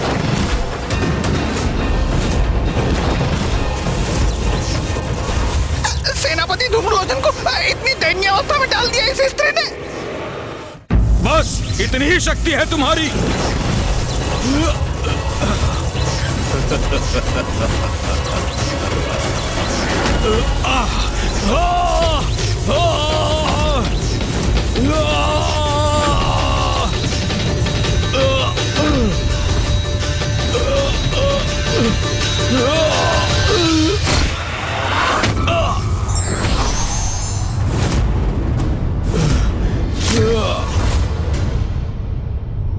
अब हाथों से रहित होने के बाद भी तुम्हारा वध करूंगा मैं।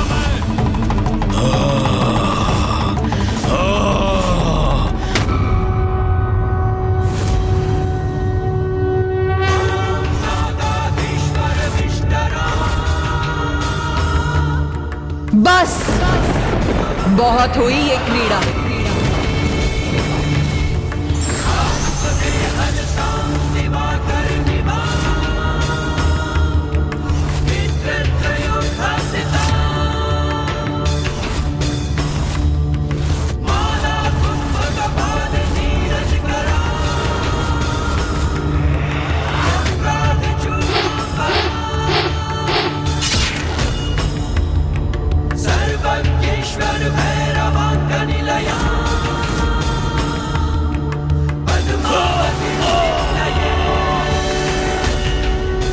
तो जब धूम्रलोचन उस स्त्री को अपने बंधन में बांध कर लौटेगा, तब तुम्हें अनुमान होगा मेरी शक्ति का। अब मैं आपको कैसे समझाऊं स्वामी शक्ति का उचित अनुमान लगाने की आवश्यकता आपको है। असुर महाराज शुंभ, असुर महाराज शुंभ, असुर महाराज शुंभ। सुना तुमने? सुना? लौट आया मेरा सेनापति धूम्रलोचन। अब तो आपके विवाह के प्रबंध आरंभ करने चाहिए। आरंभ करो, अवश्य आरंभ करो।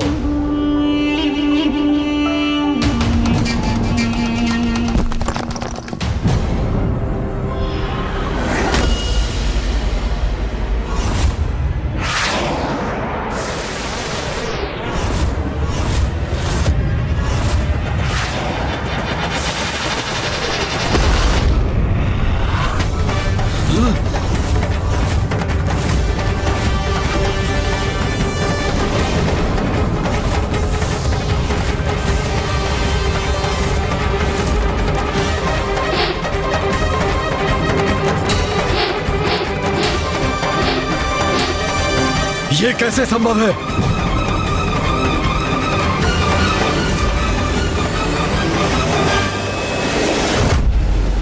तो अंततः माँ ने धूम्रलोचन को शुंभ के निकट पहुंचा दिया। और रही बात सुग्रीव की, वो तो मुझे हाथ मत कीजिए माता, मैं अपने सभी भूलों की क्षमा मांगता हूँ। आपके आदेश का पालन करूंगा माता। अभी जाकर आपका संदेश अपने स्वामी तक पहुँचाता हूँ। मेरा वध मत कीजिए माता, मेरा वध मत कीजिए।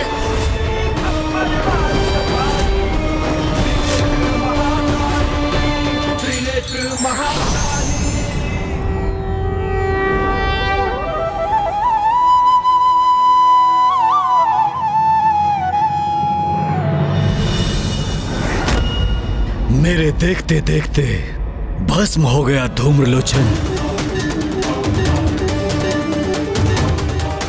मेरी ही राजसभा में मेरे सेनापति धूम्रलोचन का इतना भयंकर अंत हुआ। प्रतीत होता है भ्राता शुंभ का क्रोध अपने चरम पर पहुंच रहा है। किसने किया ये?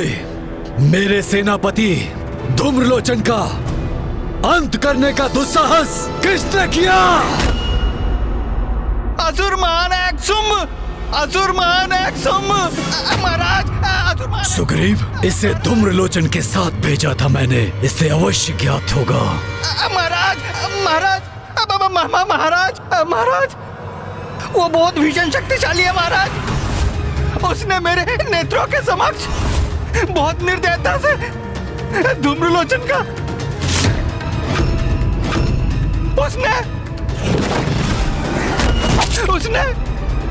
उसने क्या बोल रहे हो? किसने किया ये? स्पष्ट बोलो, किसका दुष्कृत्य है ये? किसने किया सेनापति धूम्रलोचन का वध? ये तो आपको भी भली भांति ज्ञात है असुर महानायक शुंभ कि सुग्रीव देवी शक्ति का उल्लेख कर रहा है। स्पष्ट है कि उन्होंने उसका अंत किया है। फिर भी आप ये क्यों जता रहे हैं जिससे आप इससे अनभिज्ञ हो? धूम्रलोचन का वध उस नारी ने किया महाराज, जिसके समक्ष हम आपके विवाह का प्रस्ताव लेकर गए थे, देवी कौशिकी।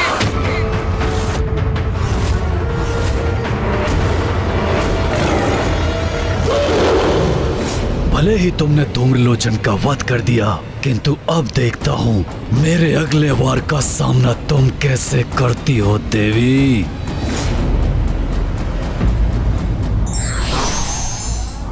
कोई कितना भी शक्तिशाली हो, अहंकारवश वो यदि अपनों के सुझाव पर ध्यान नहीं देता, उसका सर्वनाश निश्चित है। विश्वास नहीं होता, एक स्त्री ने वध कर दिया धूम्रलोचन का। महाशक्तिशाली महायोद्धा धूम्रलोचन का वध एक स्त्री कैसे कर सकती है? कैसे कर सकती है? ये कैसे संभव है? जिस सत्य को आप नकार रहे थे वो आपने सुग्रीव के मुख से भी सुन लिया असुर महानायक। अब तो अपने हट को त्याग दीजिए। आप देवी कौशिकी से उलझने की भूल मत करिए।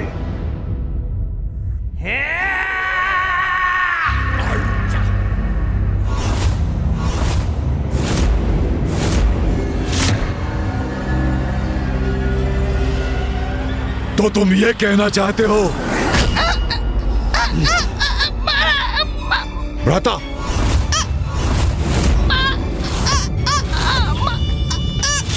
अत्यंत शक्तिशाली महायोद्धा सेनापति धूम्रलोचन का वध एक तुच्छ अबला नारी के हाथों हुआ और तुम मुझे यह समझाने का प्रयास कर रहे हो। तुम्हारी बुद्धि क्या भ्रष्ट हो गई है और तुम ये समझ रहे हो कि मैं तुम्हारे मिथ्या कथन पर विश्वास करूंगा। तुम्हारे कपट वचनों से मैं भ्रमित हो जाऊंगा।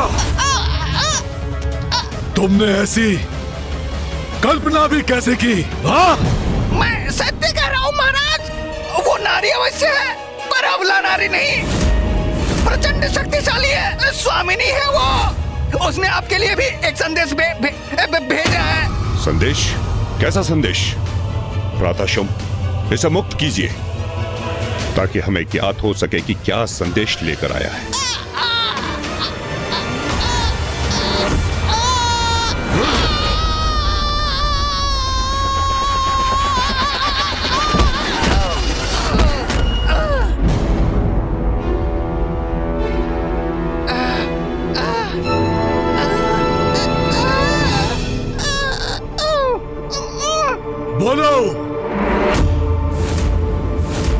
देवी कौशिकी ने आपके प्रस्ताव के उत्तर में ये संदेश भेजा।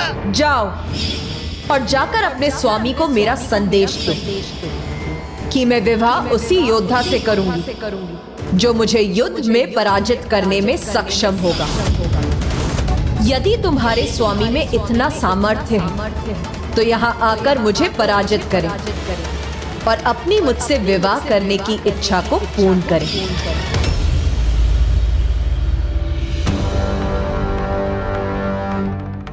युद्ध करेगी वो स्त्री भ्राता शुंभ से? ये संदेश भेजा है उसने। देवी शक्ति से युद्ध का परिणाम तो भयंकर ही होगा। भ्राता शुंभ, ये संदेश नहीं है, ये तो चुनौती है उसकी आपके लिए। प्रतीत होता है ये स्त्री चतुराई कर रही है। उसने ये प्रपंच इसलिए रचाया ताकि वो स्वयं को आपसे ऊपर रख सके। जात है उसे, अत्यंत सौंदर्य संपन्न है वो, बस उसी का अहंकार दर्शा रही है। ये क्या कह रहे हैं सभी?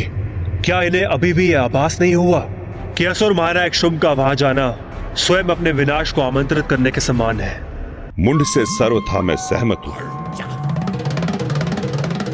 वो तो आप पर अपना प्रभाव स्थापित करने की क्रीड़ा कर रही है महाराज शुंभ। ये कोई क्रीड़ा नहीं है। मेरी दृष्टता क्षमा करें, किंतु इस संपूर्ण घटनाक्रम में ऐसा क्या है जो अभी भी आपको स्पष्ट नहीं हुआ है असुर महानायक शुंभ? सत्य हमारे समक्ष है। धूम्रलोचन का अंत हो चुका है। देवी कौशिकी ने उसका वध किया है और अब वो आपको युद्ध के लिए ललकार रही है।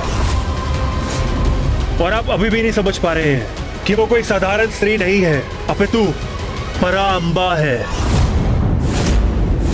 मैं तो आपको कब से यही समझाने का प्रयास कर रहा हूं कि उनसे उलझना उचित नहीं है, क्योंकि जो दुर्दशा आज धूम्रलोचन की हुई है वो कल हम सबकी भी हो सकती है।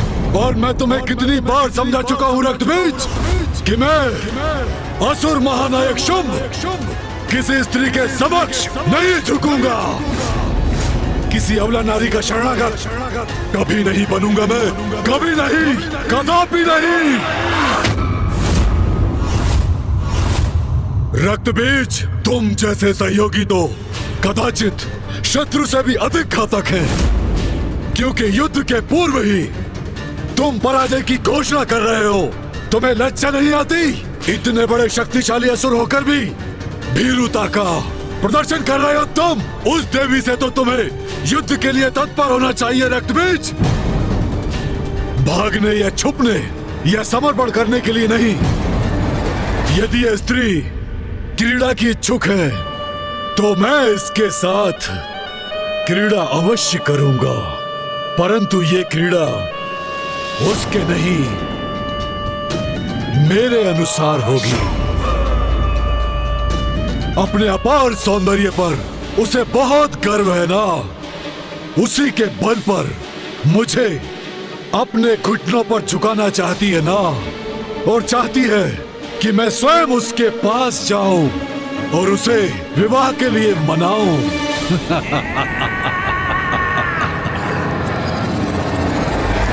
मैं मिटा दूंगा उसका गर्व, उसे अपने आदेशों का पालन करना सिखाऊंगा।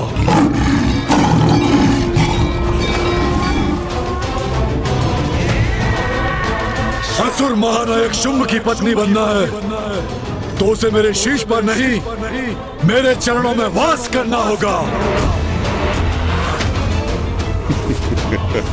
और मैं उससे ये सब कुछ मनवा कर ही रहूंगा। उचित है भैया, सर्वथा उचित है। आपको यही करना चाहिए। चंड मुंड। जी असुर महानायक, आदेश दीजिए।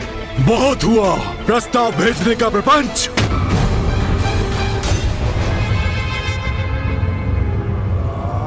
जाओ और उस नारी को बंदी बना कर लाओ मेरे समक्ष यहाँ,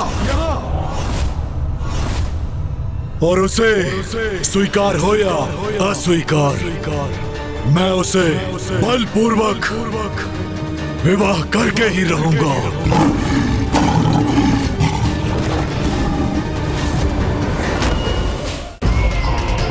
उचित है, सर्वथा उचित है। ये चंड और मुंड की शक्ति के समक्ष कदापि नहीं टिक सकेगी वो। असुर महानायक शुंभ का ये आदेश बहुत अनिष्टकारी सिद्ध हो सकता है। असुर महानायक मात्र बंदी बनाकर लाए उसे, अथवा भ्राता चंड का अर्थ है कि अगर आपको कोई आपत्ति ना हो तो क्यों ना हम उससे धूम्रलोचन के वध का प्रतिशोध भी ले लें। उसकी उद्दंडता के द्वंद्व स्वरूप उसे थोड़ा प्रताड़ित भी क्यों ना कर लें, फिर तो वो आपकी आज्ञा अवश्य स्वीकार करेगी। चंड मंड, उचित कहा तुम दोनों ने। दंड दो उसे, अवश्य दो, प्रतिशोध भी लो उसे। विनाश की आहट जो सुनकर भी अनसुना कर दे, उससे बड़ा अभागा और कौन हो सकता है। और उससे भी बड़ा अभागा वो है जिसे भविष्य स्पष्ट दिखाई दे रहा है, किंतु वो चाहकर भी उसे परिवर्तित करने में असमर्थ है। अब क्या करूं मैं, कैसे रोकूं असुर महानायक शुंभ को? इस कार्य के लिए मैं तुम्हारे साथ रुरु और महेश पौंड्रक को भेजता हूं। क्या हुआ गणेश? अब अपनी अंतर्दृष्टि से क्या देखा तुम? भैया, अब शुंभ चंड और मुंड को मां पर आक्रमण करने के लिए भेज रहा है। गणेश जी, ये तो बहुत ही उत्तम समाचार है। इसका तो एक ही परिणाम संभव है, माता कौशिकी के हाथों चंड मुंड का संहार। इंद्रदेव का कथन सर्वथा उचित है।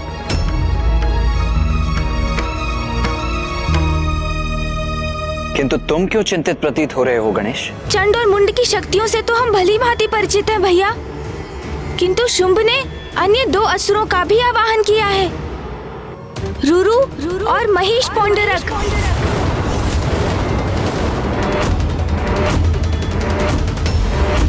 अब ये दोनों कौन है? ये तो मुझे भी ज्ञात नहीं है भैया, किंतु शीघ्र ही उन दोनों का भी पूर्ण परिचय ज्ञात कर लूंगा मैं।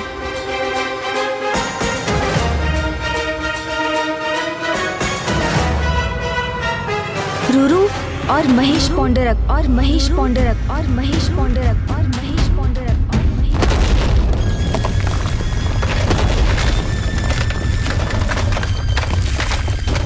रुरु, रुरु,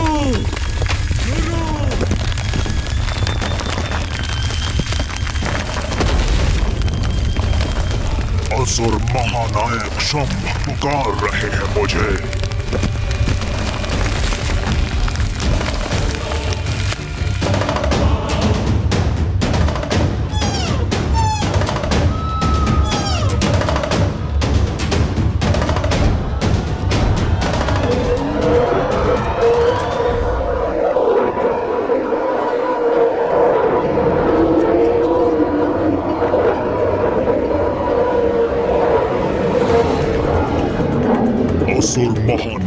शुंभ, आपने आवाहन किया है मेरा। मैं अति शीघ्र आपके समक्ष प्रस्तुत होऊंगा।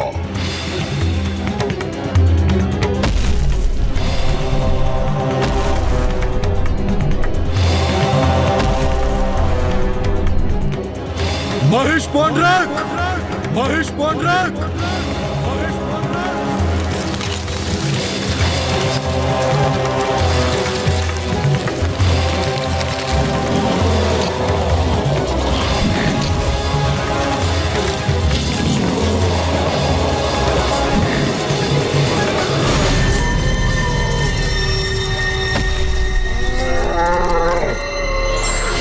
असुर महानायक शुंभ, मैं महेश पौंड्रक अभी आपकी सेवा में प्रस्तुत होऊंगा।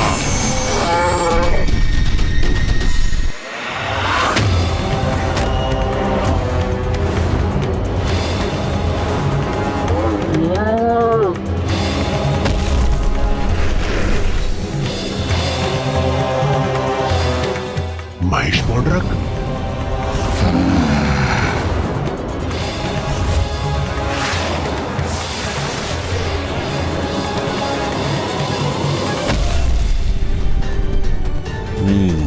तो ये हैं रूरू और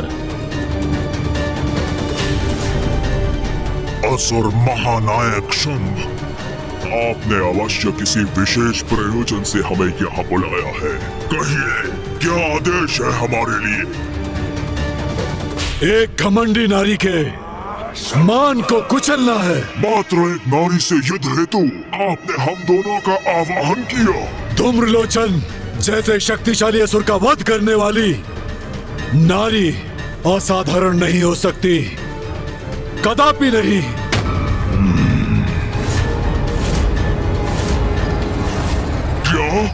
ये क्या सुन रहा हूँ मैं?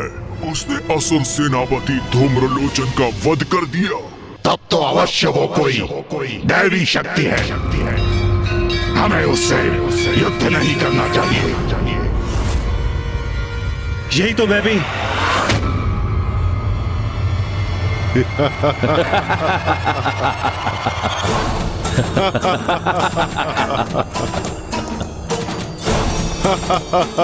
यहाँ कोई प्रयास हो रहा है क्या, जो तुम हंसने लगे हो? नहीं असुर महानायक, किंतु मैंने तो आपसे पूर्व ही कहा था कि उस दुष्ट नारी को उचित पाठ सिखाने के लिए चंड और मुंड ही पर्याप्त हैं।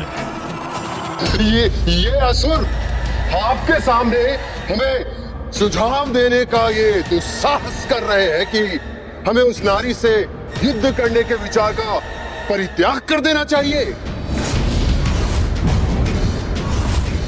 वो भला युद्ध भूमि में हमारा क्या साथ देंगे?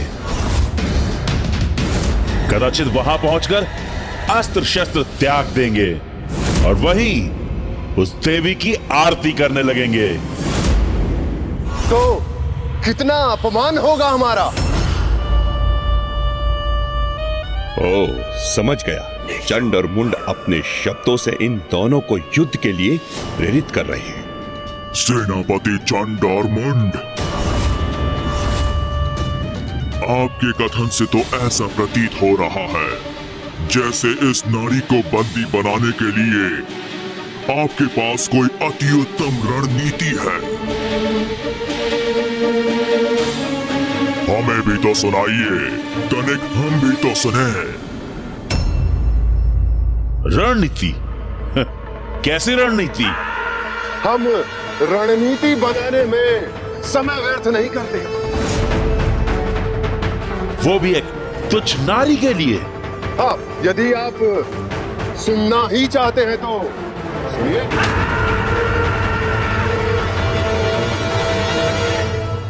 जैसे ही हम उस स्त्री के निकट पहुंचेंगे, हम उसे एक अंतिम चेतावनी देंगे जो उसके लिए समर्पण कर हमारी बंदी बन हमारे साथ आने का अंतिम अवसर होगा।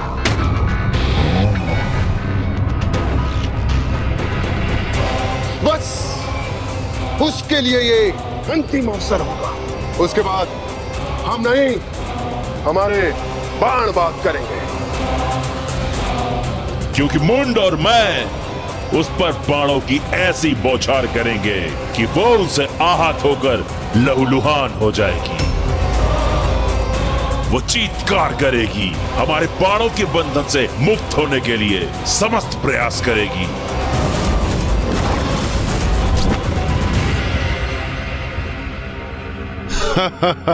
अपने कोमल कोमल हाथों से अपने बाणों को हटाने का प्रयत्न करेगी। तब मैं और चंड उस पर अपने विद्युत पाश फेंककर बंदी बना लेंगे। फिर हम अपने विद्युत पाश खींचेंगे जिससे वो बाणों के मध्य से होते हुए ऊपर की ओर उठेगी, जिससे उसे अपार पीड़ा होगी और वो चित्कार करेगी और उसकी चित्कार उन पर्वतों में गूंज उठेगी और उसकी वो चीत्कार की गूंज हमें अत्यंत आनंद देगी। फिर उसे मैं पुनः पृथ्वी पर फेंकूंगा और मैं उसके केश थाम लूंगा। वो रुदन करेगी, सिसकियां भरेगी और तब हम उसके भयभीत आतंकित आंखों में देखकर गर्जना करेंगे और उससे कहेंगे कि देखा तुमने हमारे असुर महानायक शुंभ के प्रस्ताव को अस्वीकार करने का परिणाम।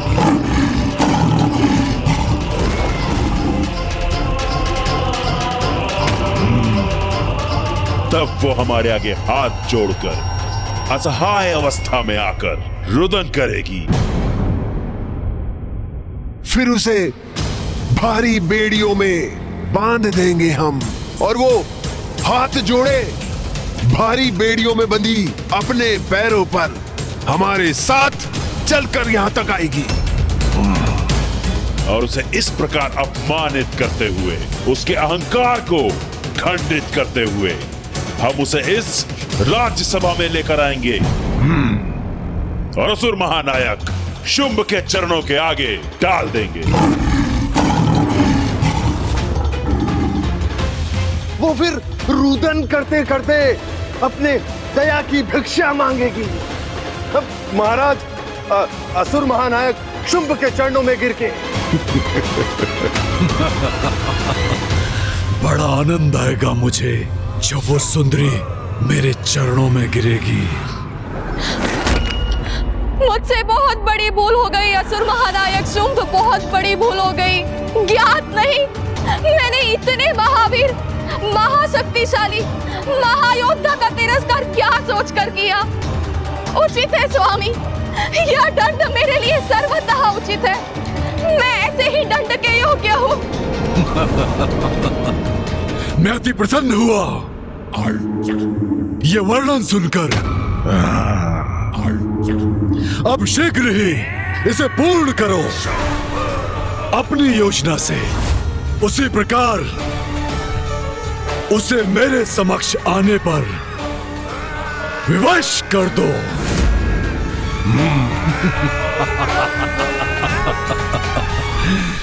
जाओ।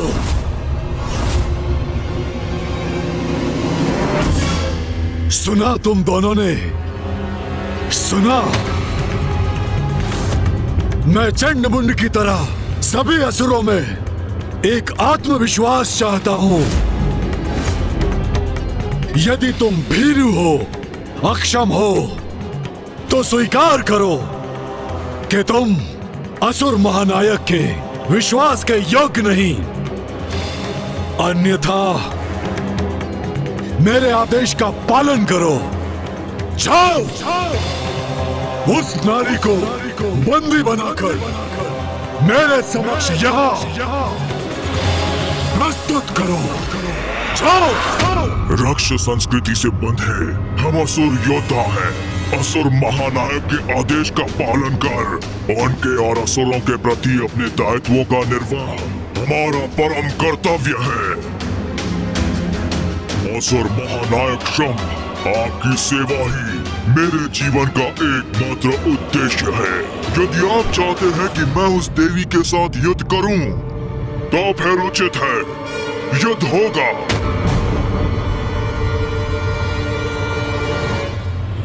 रूरू ने असुर महानायक के प्रति अपनी निष्ठा प्रकट कर दी।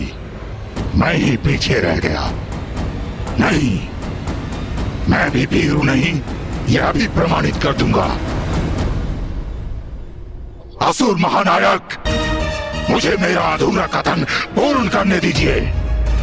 यदि उस नारी के पास दैवीय शक्तियां भी हैं, तो मैं क्रीड़ा कर उसे सताऊंगा और तब उसे मैं दंडित करूंगा, यदि आपकी अनुमति हो तो।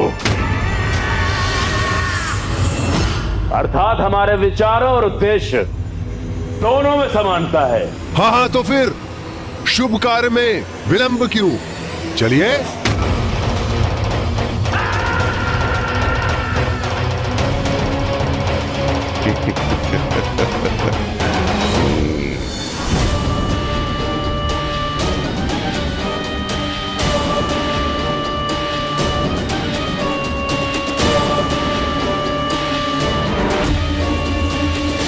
यहाँ जो भी हो रहा है उचित नहीं है।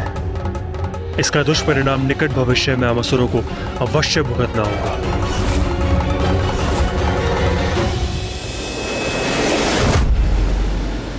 कितना मूर्ख है ये शुंभ। रक्त बीज रूरू महिष पौंड्रक ने उसे समझाने की कितनी चेष्टा की, किंतु उसे चेतावनी तक दी कि मां के विरुद्ध जाने का भयंकर परिणाम होगा, किंतु फिर भी उसने अपने असुरों को मां के साथ लड़ने भेज दिया। ये सब तो माँ की ही लीला है भैया। उन्होंने मुझे धूम्रलोचन को उनके निकट लाने का जो उत्तरदायित्व सौंपा था, वो मैंने पूर्ण किया।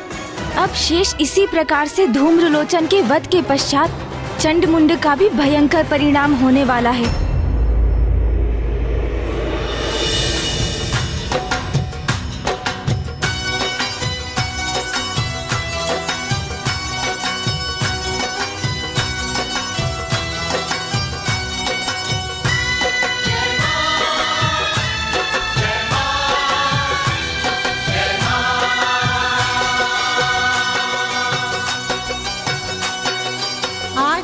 जगराता माता, आज तेरा जगराता, आज तेरा जगराता माता, आज तेरा जगराता। जगमग करती पावन ज्योति, हर कोई शीश झुकाता। माता माता माता माता माता माता माता माता, आज तेरा जगराता माता, आज तेरा जगराता।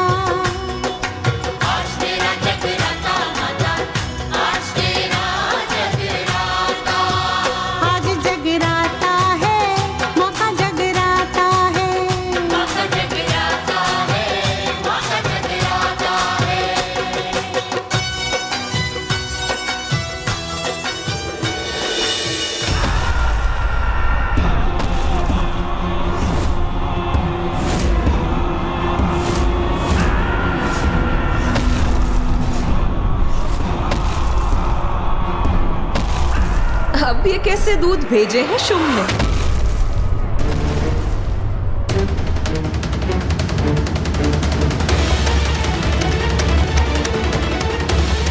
ऐसा अद्भुत सौंदर्य, ऐसी दिव्य अनुपम कांति, जो पूर्व में हमने कभी नहीं देखा। क्या हुआ? ऐसे स्तब्ध रहकर मुझे टुकुर टुकुर देखने के लिए तो तुम्हारे स्वामी महानायक ने तुम्हें यहाँ नहीं भेजा होगा ना? तुम वास्तव में बहुत अहंकारी हो। तो हमने जो तुम्हारा आकलन किया था वो सर्वथा उचित है। तुम्हारे द्वारा मेरे आकलन अथवा किसी अन्य के व्यर्थ संवाद में मुझे कोई रुचि नहीं। मैंने तुम्हारे स्वामी के लिए एक संदेश भेजा, अवश्य उसी का उत्तर लेकर आए होगे तुम यहाँ।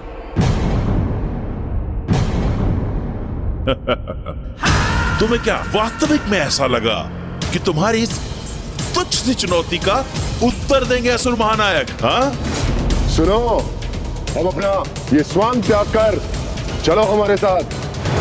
क्योंकि तुम्हारी उद्दंडता को अनदेखा कर तुम्हें क्षमा कर हमारे स्वामी अभी भी तुमसे विवाह करने के लिए तैयार हैं।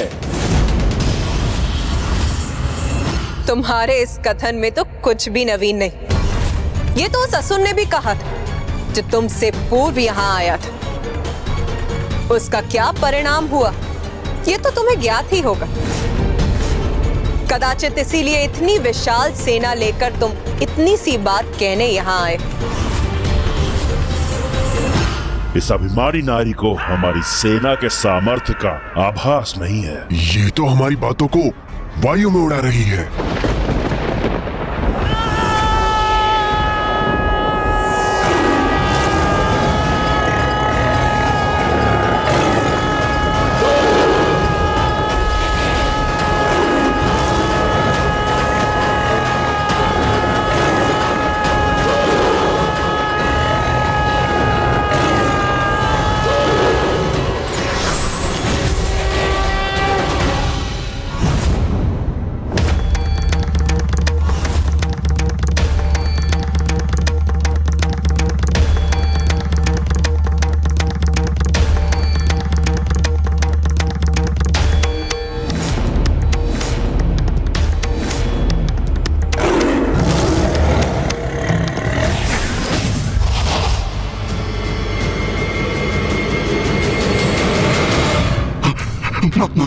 माता कौशिकी,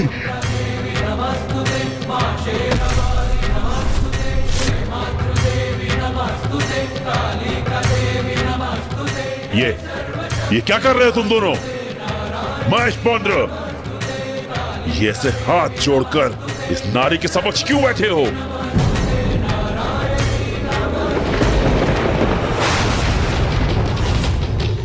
आपने हमें यह तो बताया ही नहीं कि जिनसे हम युद्ध करने यहाँ आए हैं वो और कोई नहीं, स्वयं जगत जननी माता कौशिकी है। नहीं बताया तो क्या हुआ? नाम में क्या रखा है? शत्रु का नाम तो कुछ भी हो सकता है। ऐसा मत कहिए, वो कुपित हो जाएंगी, क्योंकि उनके प्रति बहुत ही दृढ़तापूर्ण है आपके ये वचन। ये क्या कह रहे हो तुम? असुर महानायक के सामने तो बहुत बड़ी बड़ी बातें कर रहे थे तुम। कदाचित आपको ज्ञात नहीं, असुर सेनापति मुंड कितने असुरों का वध किया है माता ने। एक बार माता ने एक असुर को पछाड़ कर उसका वध किया और फिर उसके शव को एक फंदे से बांधकर ऐसा फेंका कि वो शव मेरे ऊपर आकर गिरा। एक बार तो माता ने सहस्त्रासुरों की विशाल सेना का अंत कर उसे मेरे ही दलदल में फेंक दिया था।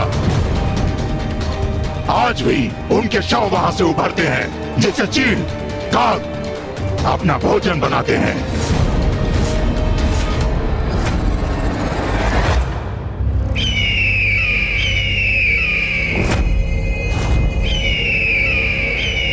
अरे इन्होंने नाम लिया नहीं और ये प्रस्तुत हो गए।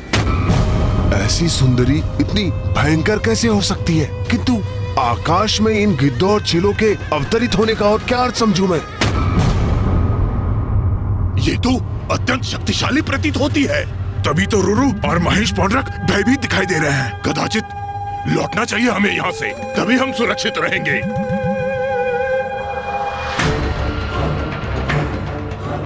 इस मूर्ख असुर ने हमें पूर्व में ही इस नारी के बारे में बता दिया होता तो हम और सटीक योजना बनाते। अब क्या करें हम? इस प्रकार यहाँ आकर युद्ध भूमि से लौट भी नहीं सकते। एक दो पाश तो हमें इस पर फेंकने ही होंगे।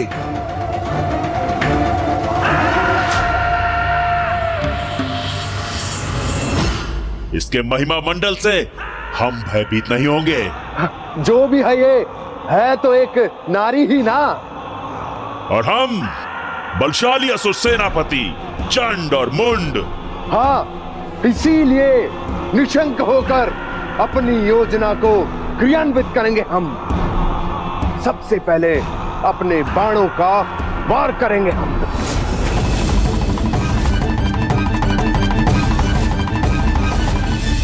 देवी अवश्य तुम्हारे बाणों को नष्ट विनष्ट कर देंगी। ये इतने विश्वास से कह रहा है। तो क्या ये सत्य है? क्या ये वास्तव में हमारे बाणों को नष्ट कर देगी? हम दोनों तो माँ के विरुद्ध जाकर उनसे नहीं लड़ रहे, किंतु आप दोनों को योद्धाओं का धर्म निभाना ही चाहिए। जैसा आपने असुर महानायक के राजभवन में कहा था, वैसे ही अपना पाश फेंककर इन्हें बंदी बनाने का प्रयत्न कीजिए। जिन्हें वो अवश्य चीर देंगे। ये किसे भेज दिया असुर महानायक ने हमारे साथ? हमारा साहस बढ़ाने आया है ये, अथवा उसे खंडित करने? नहीं, इन दोनों को अनसुना करना होगा हमें। मूर्ख असुरों, मुझसे युद्ध करने आए हो तो युद्ध करो, ऐसे भीरू बन के क्यों खड़े हो? आओ युद्ध करो मुझसे।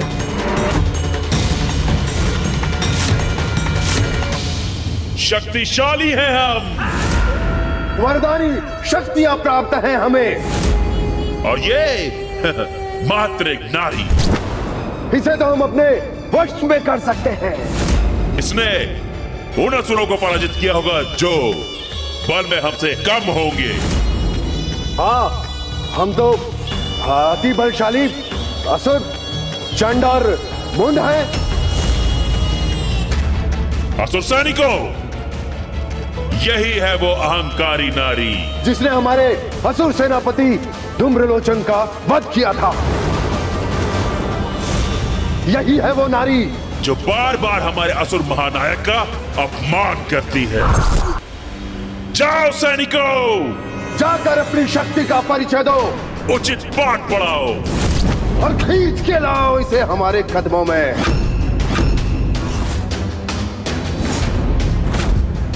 जाओ सैनिकों।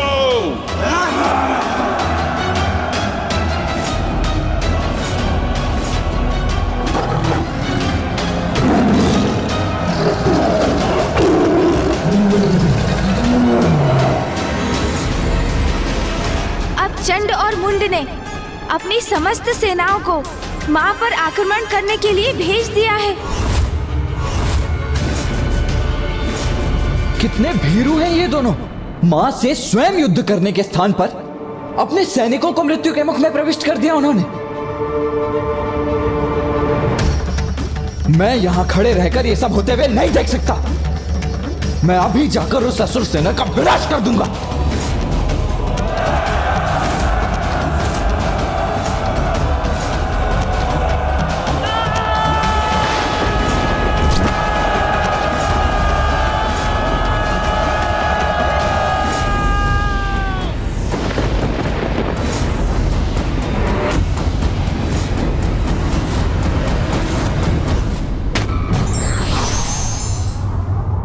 समय रहते यदि कोई वास्तविकता को नहीं स्वीकारे तो उसकी पराजय निश्चित है।